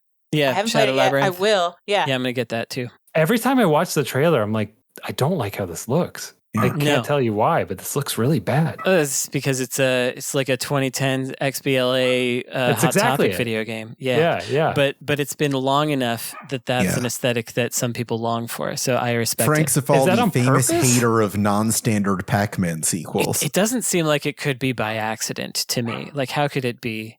100% this is a tie-in to their secret level short. Like, this is not confirmed. They didn't say that, but like The what now? seeing so talked remember about Secret this. Level, the Amazon Prime thing that was The funded? That was a bunch of anthology show. that was a No. bunch of like video game anthologies, and one of them was for Concord, and it's the only thing that you can consume of Concord right now because Only the game is not. Concord media. Yeah, Maybe you could buy a exactly. soundtrack. maybe. But there was one in there that was like this super dark Pac-Man like reboot that was really weird, but it was also intriguing. I didn't hate it. And now seeing that they have this game that kind of feeds on those weird, not exactly Pac-Man vibes, I'm interested. I think that was really smart. I don't know if it'll pay off for them financially. I'm pretty sure it won't, but I No, just think it appears to already not do be. something different. Yeah. Brandon, are you nominating Namco? God, I didn't intend to. You don't gotta. But if we want to talk about Namco, I could nominate them, I guess. Okay, fine, I'll do it. All right. I'll Namco. Pull that trigger. Okay, Namco, you got your Ridge Racer. Mm-hmm. Ridge Racer is great. That It is, is. I think, my favorite racing game series, even if I don't always like it. I like arcade racers. Okay, there's Outrun. But we already talked about Sega, so that doesn't count now. I don't think Outrun counts as a racing game. It's a more driving like game. a driving game. Yep, that's what I always say. So, phew, safe. Ridge Racer 6 and 7 is just like a perfect encapsulation of a time for me, and it makes me feel very happy. it fills me with joy to play those games. But they were arcade innovators. They were 3D innovators. They did some of the earliest 3D work. They did bizarre things like Galaxian 3 experience, which was only in theaters and took up a huge part of the space. They were trying things all the time. And then later, they allowed Katamari Damacy to come to existence. Yeah. To me, they were always kind of like a less weird Taito in the arcade, because everyone was touching the same genres of like shooter, driving game, action game, but Namco's were almost like the Nintendo of arcades to me. They were what if we weren't a cult? They did the unculty Taito. They did it straight. They did the straight one that people could riff off. Although Sega did weird ones for people to riff off in the arcade. But Namco, they don't make my favorite games like Taito does, but they do make a lot of games that I feel are important and very good, and which I would happily play. I loved how they tried to get their own brand identity going with the Famicom and PC Engine games. They would have their like individual packaging with a little stripe in the diagonal so you'd be like, oh, this is a Namco game right when you pick it up. Yeah, I don't know. I like Rolling Thunder. I like when their Rolling Thunder 3 was a Japan developed Mega Drive game only for the US market. Just a weird nonsense. Anyway, Namco. There should be like 6 Outfoxies. There should be. Outfoxies is great. They merged with Bandai, and then you got your Tekken.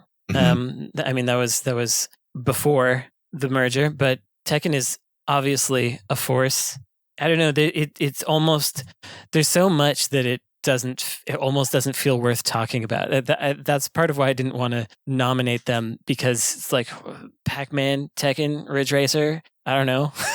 It's like they made like a third of the video games that you know. I guess kind of the image to Nintendo and Sega's DC and Marvel. Yeah. Except they didn't pay their creators like Image did. Right. Fair. This is different. Activision is the image. Oh, I guess. No. Oh, no. Okay. Well, I want to throw in real quick that Namco Museum was really interesting. The Namco I did like Namco Museum, yes. On PlayStation, I think were like no one's done anything remotely like that. And I don't know that I love the execution, but I love the idea. And I think that was the first place where you had the Play Galaxian in the loading screen thing. That could be, that they patented or whatever, and then the patent lapsed, and now you're allowed to do it again. But for a long time, you couldn't have mini games in loading screens because Namco patented it. Ash Parrish, what's your 6th nomination? Platinum Games. Okay. Boom. There we go. Bayonetta is a transcendent piece of media. The original one, Bayonetta 3. Yeah.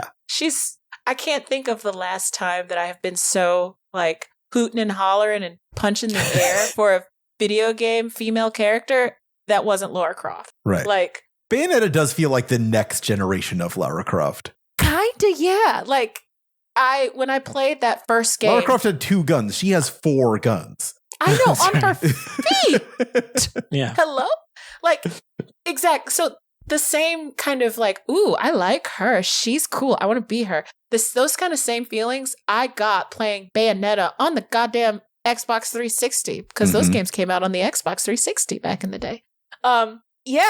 She is, I know Platinum has done way more stuff. Like Vanquish, I know is a thing for them and has like its own originating story. Like Vanquish has gone on to like inspire a bunch of other like really important video games beyond downstream of it. I'm not 100% familiar. Maybe you guys can talk about that if I'm talking about the right thing. You are. Okay, cool. What else did Platinum do? Because it's more than just Bayonetta. They did Metal Gear Rising Revengeance. They did Nier Automata. They did Nier. There we go. Yep, Nier. Yeah, not the original Nier, but the just Automata. The second Nier. They did Mad World, which was ridiculous. It was like a early bloody game for the Wii.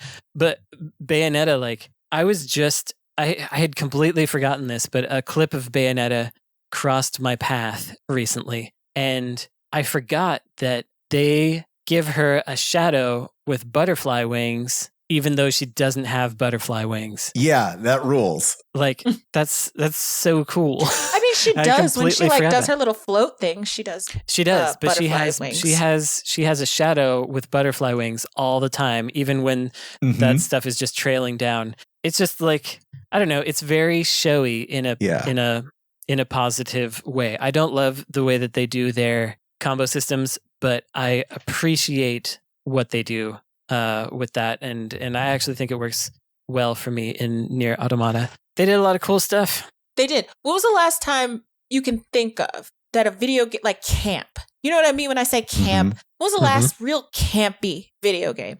And try as I might to think about it, and I'm pretty sure there's going to be tons of people in the forums that are going to be like, this game is camp and this game is camp. Bayonetta is one of like the last like real true campy video games that I've played. Like, and all those games downstream. So Bayonetta 2 and bits of Bayonetta 3. We won't talk about the story because that was ass. And that game was really underserved by being on the original Switch. If they had held Bayonetta 3 for the Switch 2, I think I would have enjoyed it a lot better and completely axed the end of that story. But anyway, she's such a great character. Nier Automata is such a emotional freaking game. Like, oh man, they do what they do very well. When you talk about camp game developers, I think you have to talk about Grasshopper. Yeah, that's true. I don't. Yep, and Killer 7, Lollipop Chainsaw. It's somewhere in between No More camp Heroes and like a college. Yeah. Like a college movie. Kids' idea of what a video game is. Yeah, like Van Wilder, but for video games. They're the National Lampoon of video games. Yes, that's right. It's Grasshopper. Platinum also did, as we know, everyone's favorite video game, Babylon's Fall. Yeah. Which I did play before it went under. Yeah. I was very excited. So I tried to Google Grasshopper games, and I keep getting... It's Grasshopper Manufacturer. I guess I keep getting a fucking AA Pirates affiliate, the Grasshoppers, for baseball, and it's really upsetting. That's too bad. I keep getting tutorials for playing games with actual grasshoppers. Yes. They also helped on Infinite Space, which is a cool, weird attempt at a hard sci-fi game for the DS. That was with Nude Maker of one of the remnants. You gotta stop saying that name. Human. They also are working on the newest Ninja Gaiden that I played, and I love them because it's the first time I've heard Brandon Keener in a video game since Mass Effect. So good job, Platinum. I like that nomination a lot. Frank, what is your second to last studio? All right, it's a weird one. Good. So came up with it this morning because I was listening to the radio, and they played this track that was it's a bunch of like vocal samples of 90s hits mixed in together. And I'm not going to say the track was great or anything like that, but it got me thinking about harmonics. Ooh. And I'm going to nominate harmonics. I agree. I've only played Rock Band 1, and not even for very long. Had a fine time. Had a lot of social get-togethers. Had a fun time. But the reason I'm nominating them is because that genre and that licensing of music is the one and only thing that has ever allowed for the piracy of multi-tracks of famous songs, right? Oh. Like, the only reason that people can like make weird like mixes like I heard this morning are because of Rock Band and Guitar Hero, where they had to go back to the masters of these tapes and put in separate tracks into the game, which people then ripped out and made a whole remix culture out of. And that's amazing. I think that's a story no one's really like dug into. That's really fascinating. Is that really where else are you getting multi-tracks? I don't know, the masters. Who you have who's access to masters, Brandon? like how are those masters getting online for normal people? If they have to. I didn't realize we were talking about normal. I'm talking about normal people. I'm saying that people like took the Rock Band tracks and isolated the individual like instruments and vocals and everything off of those. And I just like that a video game genre like led to an interesting new form of piracy that led to an interesting new art form. And so I'm going to nominate them for that reason. I like that a lot. I do too. Yeah. People like Amplitude also. Yeah. And like for a while, they basically were video games. Rock Band was the video game. I think a lot of people miss this. And I think it's like we're really close to like someone at least trying to bring that back. I don't even know what harmonics is these days. I feel like does it even exist? Oh, They do a Fortnite. They made a Fortnite festival rhythm game inside of Fortnite, and you can use your Rock Band guitars on it. Oh, Yes. Wow. That's fun. Yeah. I was actually legitimately surprised by that too. And they did some weird, like I remember them doing weird experiments. Like I remember an iOS like video remix app thing that they did where you made music videos, and I used my cats, of course. But yeah, I don't know. I just like that. I like them for the reasons already stated. Yeah. I want to thank them for accidentally introducing something interesting in the world. To Frank's point, to reinforce the point, the only reason why I know and like Ozzy Osbourne is because of Guitar Hero. Yeah. And I have something coming out later this year about that. You can see it on theverge.com.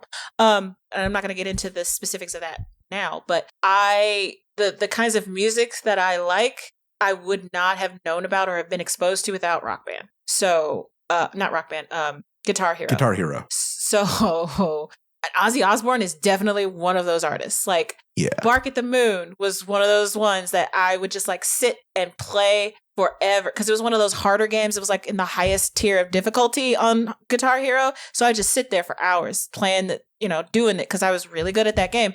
And I just, through sheer brute force, just wound up liking that song. And I wound up liking him through it. I also watched, was it Meet the Osbournes or whatever that was? That reality show that he had. Watched that. Loved them. I thought they were so cute. I understand that Ozzy Osbourne, had his issues as a person or whatever, but like Rock Band and Guitar Hero did a lot of work in getting me outside of my comfort zone, which was a lot of jazz. Yeah, so I really appreciate that. I think the reason there was that boom of celebrity reality shows was specifically because they accidentally made a really good one the first time. Yeah. Meet the Osbournes. I want to add that not only is it remixes, but also like I've seen a lot of good like cultural criticism things like like really digging deep into famous songs because they have access to the multi-tracks from Rock Band. So it's also like opened some doors to like historians and critics too, which is really neat. I'm one of the few people that probably played Chroma, the harmonics shooting game that like multiplayer shooter that was rhythm based that they were trying to do. I played that a couple times. It was very interesting. They gave it a real shot. It didn't work, but it's cool. Cool that I got to play it. They also made an iPod game with the wheel, didn't they? Mm-hmm. They did. That sounds like that. Yeah. Brandon, I want you to look at me. I'm very serious right now. Yes. You have one nomination left. I know. There is a correct answer. If you get this wrong, I am docking you a credit. Oh no. God darn it. You're the only one who can do this. It has to be here. It's up to you.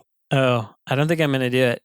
We should be able to get that credit if we correctly guess what he's supposed to say. If Ash or Frank, you can steal Brandon's credit if one of you nominates it. Okay. Yeah, well, I don't think either of them would think of it, is what I think. Well, that's why you're my only chance here. It's not going to happen. I'm sorry. Well, what's your what are you doing? Then what is it? I'm deciding between two.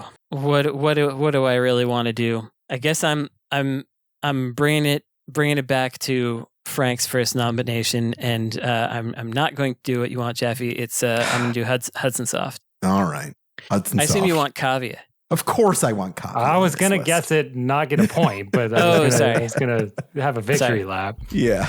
Yeah. Kavia is... for the record, everyone, I knew what it was. Yes, of course. Very good. We've been doing this show together for so many years. I don't know what this is. What is this? Yeah.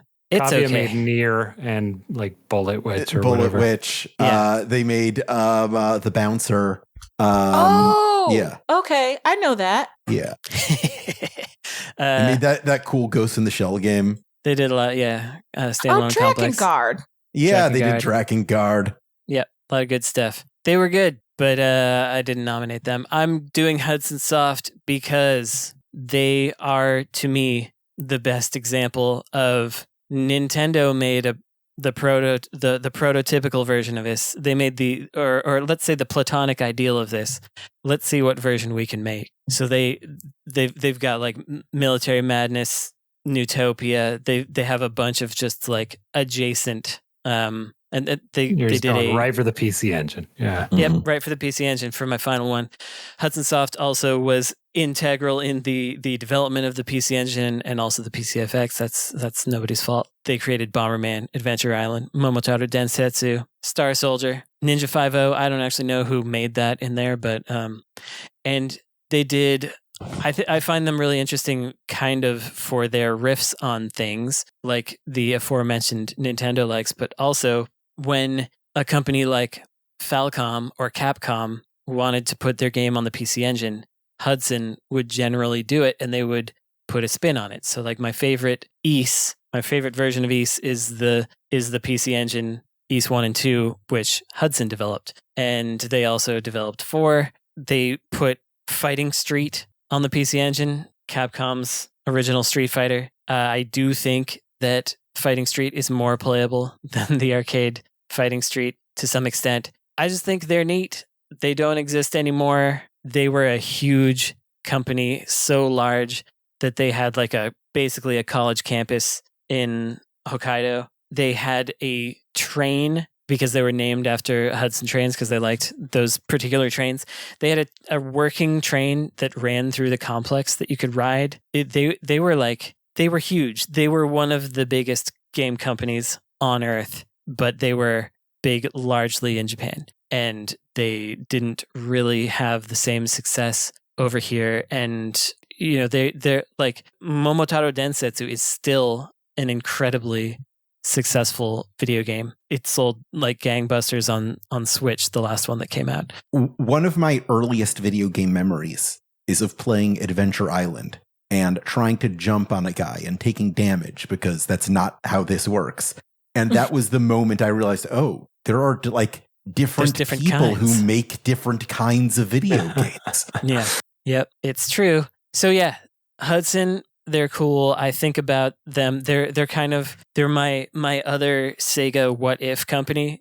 Where I try to find a way for Hudson to keep surviving instead of getting purchased by Konami and then folded into oblivion, which is where they are now. Really, really good logo too. Let's not. Good logo. Yeah. The bee Got a cool bee on it. Oh, hey, so complete unrelated. What's the deal with the dog laying eggs? That's Hal. Oh, I and know. Hal? What's that deal? Is it supposed to be like one of those egg-laying mammal things, or is it a dog? I read it as a dog. Yeah, And so why does it lay eggs? How do you know it laid the eggs? Good point. I think it's just like protecting the eggs. Yeah. I don't know. The whole juxtaposition of the dog in the nest with the eggs kind of implies that it laid the eggs. I think so. I think it's about like I'm taking responsibility for this thing I didn't necessarily birth into this world, but I'm taking stewardship of it. It doesn't imply, you infer. Yeah, that's what I inferred. Like it's just dog with eggs. It's Why art. You gotta judge. It's art, Ash. You Okay, bring so your own from- perspective to it. From an interview, a producer of HAL says, HAL puts deep thought into incubating completely new ideas that eventually hatch into incredibly fun games. But we don't think of the dog as a dachshund. It's a fictional creation. Okay. Oh. So But it's they have an about answer for incubating. everything. It's Okay. about It's like that Hello Kitty is not a cat thing that came out a while ago. Yeah, she's a young human lady. Yeah. I mean, I find it interesting that we both started thinking about Hal as Brandon started thinking about I Hudson. Yeah, they just feel related to me. They do. They seem like sisters. They're whimsical in the same way. Yeah. Ash, I have a feeling I know what your last one is going to be. Prove me wrong. I'm very curious. Yeah. I'm very curious. But you're probably right. BioWare. I knew it. Of course. That was my assumption, yeah. Yeah. So since it's everybody's assumption, you know me. Like I am not here sitting and talking to you people right now if BioWare didn't exist. I don't know how you feel about it. I'm not going to put words in your mouth or whatever. But I feel like game development is a bunch of people every day working to make small miracles. Mm-hmm. Knowing the little bit that I know of how games are made, it is a wonder to me how games get made at all. I have no idea. No fucking clue. And knowing what I know of what Electronic Arts did to BioWare during the development of Dragon Age the Veilguard, I am grateful and will be grateful for the rest of my life that we got the game that we did. There was probably a better game that they were cooking. There was probably a better game that we could have had, but everything that company did to that subsidiary, the way that they fired a bunch of people, made them change the development mandate for this game, and then change it back because they realized, oh, that wasn't a good idea. And I just am just like in awe of what I got out of that. Because the Veilguard wasn't a perfect game. Dragon Age Inquisition is a perfect game. I wish it could have been better than what it was, but I am still so very satisfied with what I got. The way that game was executed, the way that it ties up some of those loose ends, the way that it accounts for other people's decisions, other people's characters. The whole thing about Dragon Age as a series is that, we care about those characters. Mm-hmm. And I know that they've made choices where, you can't carry everything forward, but to me at least, BioWare always tries to do as best job if they can to make sure that that your faves are okay. So, your Inquisitor, your Hawk, your Warden, well, maybe not your Warden, they're okay. They're off, they're fine. We're not playing with them anymore, but they're okay. And just the way that Inquisition was ended and the way that Veilguard was ended, we're probably never getting another Dragon Age game again. I would be surprised. And if we didn't, I would be okay. Because the way that those games went out, good. I'm good with it. And even beyond just Dragon Age, Mass Effect, KOTOR, those games came to me. Sonic Brotherhood. Sonic Brotherhood. Yeah, Sonic Brotherhood.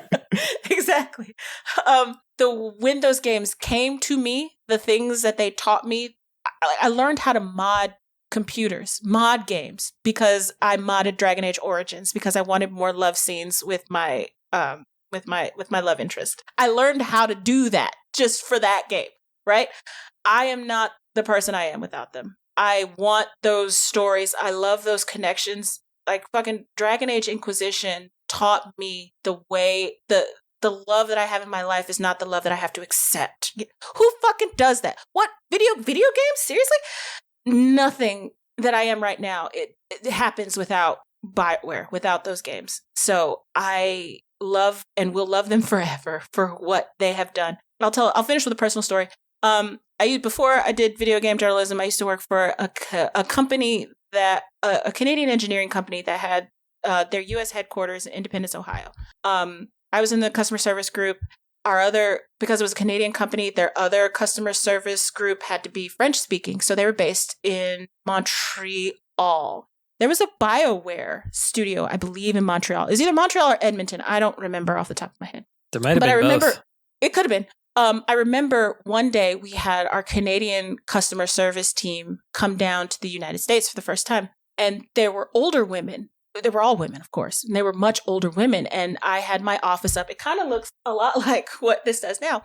And and you can't see it. All of my Dragon Age stuff can't see it on I don't know how well you can see that, but this is all my Dragon Age stuff. I had a bunch of Dragon Age stuff up in my office cubicle, and these like older women, like these 60-year-old women, they came in and they looked at my cubicle and they just, you played Dragon Age? In their like really interesting Canadian accents. And I remember my jaw dropping because I had never met someone older than me who played video games, and not the video games that I played. And I was just like, I loved those women. We talked so much because I think they lived close to one of the BioWare headquarters. And it's like, it's a business in that area. So it's like everybody's into it if you live in that city. Like, oh, BioWare's here. I'm going to check out the thing that they do. Kind of like having a potato chip factory in your hometown. You just eat those potato chips. That kind of shit. That was one of the greatest connections I've ever made in my life because of it. I loved it. And BioWare, good stuff. God bless you. Hopefully you'll be able to do the things that you're good at again without the oversight of EA. I'll say Knights of the Old Republic 1 is probably my favorite Western RPG. Maybe my favorite like Star Wars thing outside of movies. I am like currently in like my maybe 7th or 8th playthrough of it. Cool. I don't know if there is an RPG I've played more times than Knights of the Old Republic 1. I'm not really a big Dragon Age guy, though I've played most of them. Not really a big Mass Effect guy, though I played about half of them. Yeah, it's always been kind of a part of my life for like 20 years. I just got to confirm Alistair, right? Of course it was Alistair. Of course. Yeah. I've never loaded up Knights of the Old Republic once. I never even considered it. It's neat. I love it. It's neat that there is a wide spectrum of enjoyment. Yeah. I feel like I could get into Mass Effect. Maybe I bought the trilogy. I played 1 for like 7 hours or something, and I just finally went, let's just try 2. And then 2 is like, oh, this is cool. I'm in a space mall, and it's funny. There's like that joke where you just like I'm Commander Shepard, and this is my favorite store in the Citadel. Yeah. Right. That's really good. That's pretty funny. That is like a LucasArts style joke. Yeah, it totally is. And it's like, oh, okay, I'm actually like walking around in a functioning society, and like there's humor, and like the controls actually feel kind of okay. So I don't know. I considered it, but couldn't quite get into it. And I think that might be my only attempt at a BioWare. Except for Sonic Dark Brother. No. Frank was really into their early stuff, the medical technology they developed for Canadian hospitals. Did that? That's cool. That's why they're called BioWare. I don't know. Why is Hudson Soft called Hudson Soft? There's all kinds of like trains. origins. Because they like trains. Brandon just said. I did. Why is Lawson then? Damn it! Why is Lawson named that? Frank, what's your last What's your next nomination? I'll say real quick that HAL was kind of on my short list. Yeah. I thought that'd be a fun one to talk about. They did, Kirby and like the Mother series and Smash Brothers and stuff. I was thinking of saying all the ones that I didn't nominate at the end. Oh yeah, let's hold on to that thought. We will do that after Frank's 7th nomination. Yeah. Okay. Yeah. I think that's about the only one I've got, so I don't really have more to contribute. And then no. In terms of like stuff I'm not doing. Okay. But the one I am doing, I have a real soft spot, very specifically for the NES era of Sunsoft. Sunsoft's Japan development team specifically, not like teams that they hired out to do, I don't know, Platoon or whatever, but Batman, Fester's Quest, Blaster Master, Gremlins 2, Euphoria, Gimmick, like these are people who really like gelled well together, I think, and made these games that I don't know if any of them are like bona fide classics. They're all just kind of like B- games, I think, for the most part. I might put Gimmick and Euphoria a little higher than that, but all of them like feel like real people made them and made them together and had fun. There's commonalities between them that I like. They really like frogs. Like frogs being monsters in those games is just a thing. They really like making things move in sine waves, even if it makes the game harder. Fester's Quest, god darn. Yeah. The music has this bass that's like it's like way too loud and it feels like your radio dial's just slightly off. Like it's a little bit like staticky and loud. And also the music just hits really hard. Yeah. like Talk the music about gets Batman very games. intense. Yeah. Our second great Batman developer on this list. Yeah, I don't even like that Batman game that much, but I like it. You know what I mean? Like I don't want to play it, but I like it. I don't want to play Blaster Master, but I like it. I definitely don't want to play Fester's Quest, but I like it. Yeah. Yeah, I mean, they're also like another weird commonality is that they really wanted the NES to like play movies. Like if you watch the opening or ending cutscene of Gremlins 2, the new batch by Sunsoft on the NES, it's just like, man, what are you guys doing? Like that's like you dedicated like half the cartridge to this ending. And if you look even deeper, there's actually a VHS tape of their like pitch for a Terminator game. And it just looks like they made a movie on the NES and there's no game there. They're just like, no, we just want to do this.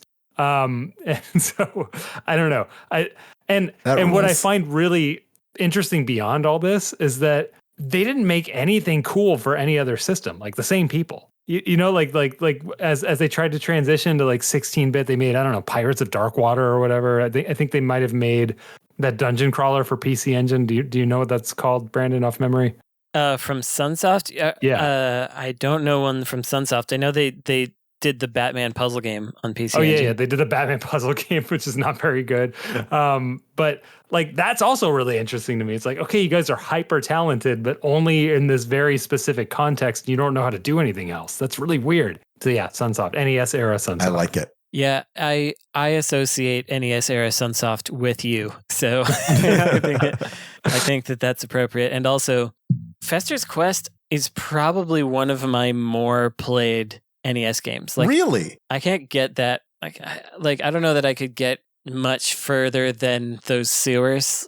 I wasn't very good at it, but the music, I liked the music a lot Yeah. as a Yeah. youth. And so I was like, well, I guess this is the price you got to pay to listen to Yeah. this music is you have to try to play this video game. Play this terrible game. Yeah, That's- that first level theme in their Batman is one of my all-time favorite video game music tracks. The boss theme from Return of the Joker. Like, Oh it just- yeah. I feel like someone's murdering me. It's great. I'm going to have to place the PC Engine version of that theme into the chat later so y'all can enjoy that because I like that one. All right. We have our list of 7 each. I want to hear any also rans from you guys that you have that you weren't able to nominate. Did we include the one I already did, or are we like cutting that out? No, we covered HAL Laboratories. Okay. All right. Okay. I have a bunch. I'm going to try to be quick. Fill In Cafe. They made my favorite fighting game, Oscar 120%, and also Mad Stalker, Panzer Dragoon. Panzer Bandit, not Panzer Dragoon, LOL. And a bunch of other things. Treasure. It feels weird that I didn't mention Treasure, Gunstar Heroes, Dynamite Heady, Light Crusader, Silhouette Mirage, Sin and Punishment, and their shooters, which McDonald people also Land. like. McDonald Land, McDonald Treasure Land. Love that one. But yeah, like Radiant Silver Gun, Ikaruga, Bangayo. Sandlot, I basically covered them with... we covered them. As the Human. dad of Human. Vic Tokai, Psycho Fox, Magical Hat Adventures, Decap Attack, all being basically the same game is ridiculous to me. I love the Battle Mania games because those were just like one Mega Drive pervert who was like, I'm making this. And then Sonic, aka Time Dominator first. Socket is what I meant to say, not Sonic. Oh, Yep, sorry. Socket. Socket was a Sonic clone, some people said. Nihon Telnet, Valis, Exile, Cosmic Fantasy, Tenshi no Uta, notable for having splinter groups like Wolf Team, which went on to essentially become the folks that make the Tales series now, and Riot, most of whom went on to form Mediavision, which made Wild Arms. Then IRM, god darn, R-Type, Right. Ninja Spirit, Undercover Cops, In the Hunt. But then they really came alive again in the PS2 era with R-Type Final, Raw Danger, Steambutt Chronicles. They did the pachinko games with basically raw dangers inside of them, and then they became Granzella and just kept doing it. Data East, like a weirder Taito. So like the opposite of Namco, Data East is a weirder Taito. Capcom, what do you say about Capcom? They are unequivocally one of the best, but I didn't put them in. There's a reason Marvel versus them. Face they made like 10 weird PC Engine games that felt like they were licensed games and none of them were. I love thinking about them because they're so weird. They just built a life around the PC Engine, and then when it died, so did they. It was just like, okay. Yeah, you gotta respect it. Falcom, East, Trails in the Sky, wherever. They're great. Gao Entertainment, aka Nextech. Their first 2 games were Ranger X and then Ragna Senti, aka Crusader of Senti. Just like, what a way to start out. Wolf Team, Flight Plan, Camelot, Traveler's Tales. Traveler's Tales, I almost got them in there. Yeah. They were really pushing the hardware limits always and using that as a way to devise innovative gameplay, which I think is cool. Similarly, I almost put in Clockwork Tortoise. They only have one game. I was going to say Clockwork Tortoise. So they don't only have one game. No, because they did the Sega CD Batman that's not very good. Yeah. But it still has a neat technique in it in those boat levels. Well, and so I'll talk about them when it's my turn. Oh, okay. Alpha System. They made so many games like Shadow Developer style, but also their own shooting games that are very good. NEC Avenue, just more PC Engine stuff. Saknoth / Nautilus. They were an SNK like offshoot that made Kudelka and then the Shadow Hearts games, all very cool. And lastly, but not leastly, Kavia. Near Near and dear to my heart. Near and dear to all of our hearts. Kavya, Yeah. the patron saint of the Insert Credit podcast, Yeah. not on the list. Sad but true. You know what? Okay. Typical for them. Couldn't even I make know. the list. I know. Couldn't even make the list. Ash, do you have any also rans? Yeah, I've got two. Supergiant and Mhm. Blizzard. Supergiant's a good one. Yeah. Great Both good Blizzard choices. Entertainment. Yeah. Yeah, one of those things where I am still the person I am. I would probably have made different choices. If I had not gotten obsessed with World of Warcraft when I was in college, I probably would have stayed in college and I would have never moved to Ohio, and a lot of other things that happened to me would not have happened. So good job, Blizzard. Sometimes bad decisions lead to good ones. I've heard Yes. so many stories that began with, because of World of Warcraft, I stopped doing X. Yeah. Yeah. I am no different. So Clockwork Tortoise, I don't want a third Batman game studio on my list. So I it's not on kind my of list, but yeah, they made The Adventures of Batman and Robin, which Brandon and I both adore. Mhm. And Yeah, they invented sludge music. yeah, No. They- That was Wolverine. You're talking Wolverine about out of grime Ant Rage. music. Grime and it's- music. Yeah, grime. Yeah. Yeah, that's something else. Wolverine. The soundtrack is hilarious, by the way. Like the rest of it's very funny. Like the title screen song. It's a guy going Wolverine. And then it goes. Yeah, so some people think that Wolverine on the Super Nintendo invented grime, and then Wolverine on the Genesis, it definitely didn't invent sludge, but they did make some sludge music on there. Yeah. which is Wolverine really cool. inspires weird music. But Clockwork Tortoise, they made this incredible Batman game that's nearly impenetrable to play. Very hard. And they made a Sega CD Adventures of Batman and Robin game that is impenetrable. I can't get past like the second level. Yeah. But the way that they push the system is just insane. And Yeah. I love that they were working on their follow-up, which was X-Women, which is X-Men, but just the women. And it was like Batman and Adventures of Batman and Robin, but X-Men. And the programmer who everyone at that studio credits for basically all of it, like the crazy programmer, got burned out in the middle of that project and just left. And I mean, left video games, left the country. And last we heard was running his family's tea shop in Ireland. Good Awesome. for him. Based as Good fuck. for him. That's the good ending of that story. Yes. I have had a request from the many Irish members of Necrosoft. If you can find out which tea shop that is, Yeah. If you Yeah. can find that guy, like the rumor is he has a director's cut of X-Women. Okay. Oh, the yeah. rumor I've Well, heard from the producer. Let's Well, make I that want happen. that game. I want let's that track game. him down, because as my Irish coworkers say, you're basically like only ever one person removed from knowing any other person in Ireland. So Okay. we ought to be able to find the guy if we can figure out what the Let's tea track shop's him called. down. Listeners, if you have any leads, write into show@insertcredit.com. I will do weird things to make this game appear. I want Yeah, this game. I need to explain to you that grime music and sludge music are two distinct types of music. And it's very important you don't confuse them. I thought sludge was the Chipmunks slowed down. So grime is UK hip hop. I didn't ask. Uh, Go She ahead. didn't ask. I don't know why we're talking about it. Go ahead. No, you already started. Now you got to No, finish please now. listen. This is really important for It's you. not important. This is if you learn one We thing from can't this go on episode. until you understand what grime is. Okay. Okay. But it's like Black English people I created actually this know genre. what grime is. I Dizzy, want to know Dizzy what Rascal, sludge is. etc. Sludge is a variant of doom metal with slow grinding guitars that are very like drony and chunky at the same time, I would say. Did if you I were say to- Doom, DOOM metal, or DOOM. Dune, DUNE metal? DOOM? Got it. Okay, so it's important to know that doom metal and dune metal are two very distinct styles of music. All right. I have one more round here. Folks, I am afraid I have misled you a little bit. I led you to believe that this was a list of our top 21 studios, but this is actually a list of our top 12 studios. What's going to happen right now is, Brandon, I am going to ask you to nominate 2 of Ash's choices and fuck. 2 of Frank's choices Oh, into the okay. final canon. Okay. All right. Well, Also, for this, I have broken up Ash's double nomination of Sega and Atlas into two distinct nominations. So she has 8 on the board. okay. I am nominating Sega and Atlas from Ashes. Sorry. Okay. I had a feeling that would happen. And then from Frank's, Sunsoft Mm-hmm. and Nintendo. I'm taking the easy route. All right. That's what you get for going first. Ash, you have the same task. You have to you get to nominate 2 studios from Brandon's list and 2 from Frank's list. You're going to make us rank them after this, aren't you? I didn't say that. Mm-hmm. I see your game.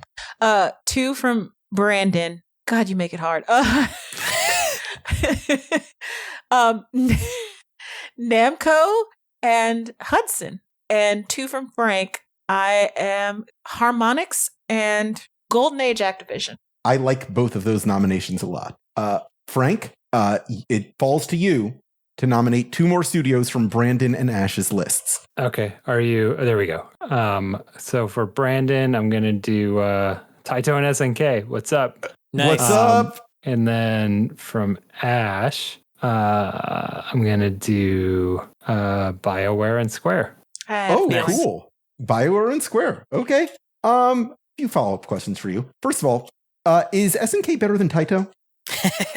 I have to answer that specifically? All 3 of you. No. Oh. No. Okay, so Taito's above SNK. Yes, in my opinion. That's fair. Where would Namco fall? Is Namco better than SNK? Yes. Oh God. Yeah, they are. Is it better than Taito? Yes. No. Oh, okay. I got 2 no's. I have overruled. Okay. All right. How about Hudson? I think Hudson's on the bottom. Hudson's probably on the bottom now. Yeah. Yeah, that makes sense to me. Okay, just a few more questions. Where would Square be on this list? Number 3. I'd put it above Namco. Yeah. Let's do it. Number 2. Yeah, I agree with that. Oh God. If I meant 3 after everything's been populated in. no, BioWare no. should be number 3. Hold on, we're But not we're talking talking about about Square. BioWare. We're talking about Oh, I'm Square. sorry. talking about. I'm sorry. Square. I meant Square. Okay. I haven't asked a single question about BioWare. I do have a Ash question is about. off to the races here. I do have a question about Sega. Where would we put Sega? Like, is Sega better than Square? They're better Sega's than- better yeah. than everything on All this of them. list. Yeah, yeah, Sega's number Sega's one. number 1. That makes sense to me. That makes sense. One more thing. What about Atlas? Atlas is between Square and Namco. I agree. I'm good with that. Yeah. I like that too. Okay. I said earlier that I didn't have any questions about BioWare, but I do have one that just occurred to me. What Okay. about BioWare? I know I said number 3, but it probably goes under Atlas. Yeah. That's fine. I could put BioWare above It's Namco. bottom for me, but that's okay. Hell yeah. Now, this is a tricky one because I'd like us to consider Activision for a minute, but only like early Activision. Only early Oh, Activision. sure. If we're only thinking about like the early Activision stuff, is that better than Sega? No. I'd put it under Square. No. I'd put it at the bottom myself. Yeah, I'd also put it on the bottom. I could put it on the bottom. I was being nice. Thank you. I don't give a fuck. Yeah. I mean, it's cool all the things they did, but This next one's kind of a big question. Please bear Well, with me. the problem Oh, is that we're shit. now ranking a best list and not an interesting random nomination list. So, Yeah. like, all the cool stuff's going to be on the bottom. yeah. Right. But I do have a question if you'll like indulge me. Sega or Nintendo? I would put Nintendo above BioWare. I'd put it at number 2 below Sega. I would put it Ash? number 2 below Sega. All right, fine. All right. It's a fine compromise. Now here's a weird one. What do you think about? Remember those guys who made like Guitar Hero and Rock Mhm. Band? Mhm. If we Yeah. were considering them, like Harmonix, I think they're called, in the whole like continuum of great game studios, Next to last. next Under to last. BioWare. I was going to say under BioWare. I would think give next it to more last than that. also. All right. Okay. I Okay. guess I'm nicer than you guys. Well, should we weight it then? Or that's fine. I don't care. No. If 2 of you No. agree on the place, then that's where it goes. Yeah. And I think that's all the questions I have, except like, Sunsoft. Yeah, They're like, except Sunsoft. yeah, back when they were doing the NES stuff. Mm. under You, Harmonix. you can forget about the later stuff. Where would Sunsoft be? Like, are they better than Harmonix? I would put them above Harmonix, but I don't know. I think I under would too. I would harmonics. not put them above Okay. Hudson, but Right. yeah. I like that. This is a neat little list we've made of the insert credit canon video game companies. I disagree. It's a list of the best companies and then some random shit that I said. What else is insert credit if not that, Frank? Okay, well, I know that we're probably at time because we've spoken forever, but if you were looking at this and someone told you this was the list of the best video game companies of all time and you disagree with it, what would you take out and replace it with what? I'm not doing that exercise and removing my 3 nominations. Yeah, this is it, Because Ash. if you showed this list to me right now, I would be okay with it. It's not a bad list. Yeah, I mean, Capcom would be in there, and you'd have some more. Yeah. You'd probably have EA in there. Yeah. No, I would etc. not. You wouldn't have. I don't think you'd have EA in. You might. You might. You might have. You might have Cavia in there. Might have Make Cavia the in case there. for EA that has nothing to do with how much money they make. Oh, I'm not interested in EA. Yeah. But Exactly. but you can make a similar argument to Golden Age Activision with EA, Mhm. Yeah. basically. Yeah, that's fair. The And that's why I it's get- at the bottom of the list. Right. Well, I think this is a heck of a list. If you disagree with it, you can go to forums.insertcredit.com and fight about it yourselves. Okay, I am going. He's going to the forums to start fighting already. Look at Well, this. it's Yeah, I not know. posted I yet, want- Ash. Slow your I want roll. people to start fighting. I would like to thank everybody for listening. You don't get any recommendations because we just recommended a ton of video games within our discussions of those studios. So all I'm going to say is please rate and review this show however you can. You can keep us Bottom of running the with your list. patronage at patreon.com/insertcredit. If you'd like to sponsor our show with an advertisement or a personal message, you can submit your own horrible buzzer and email me at show@insertcredit.com. It took me a second, but I just got your joke, Frank. You can also join our community at forums.insertcredit.com or find us on youtube.com/insertcreditshow. This episode is edited by Esper Quinn with music by Kurt Feld. I'm Alex Jaffe. I'm Frank Cifaldi. I'm Ash Parrish. I'm Brandon Sheffield. And for the 400th time, your game has now been saved.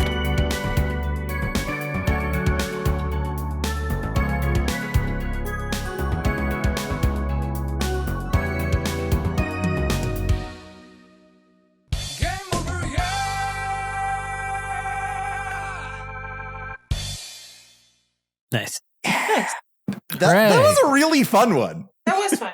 I agree. Jaffe, I'm really glad that you played out the ranking list that way, because when we have a 3-hour show, people really prefer when you take a bit and just start stretching it to go as long as possible. That's the way to do that. I actually thought the whole point of this was to keep it sped up. Like that's why we were not ranking them, and then there we went right at the end.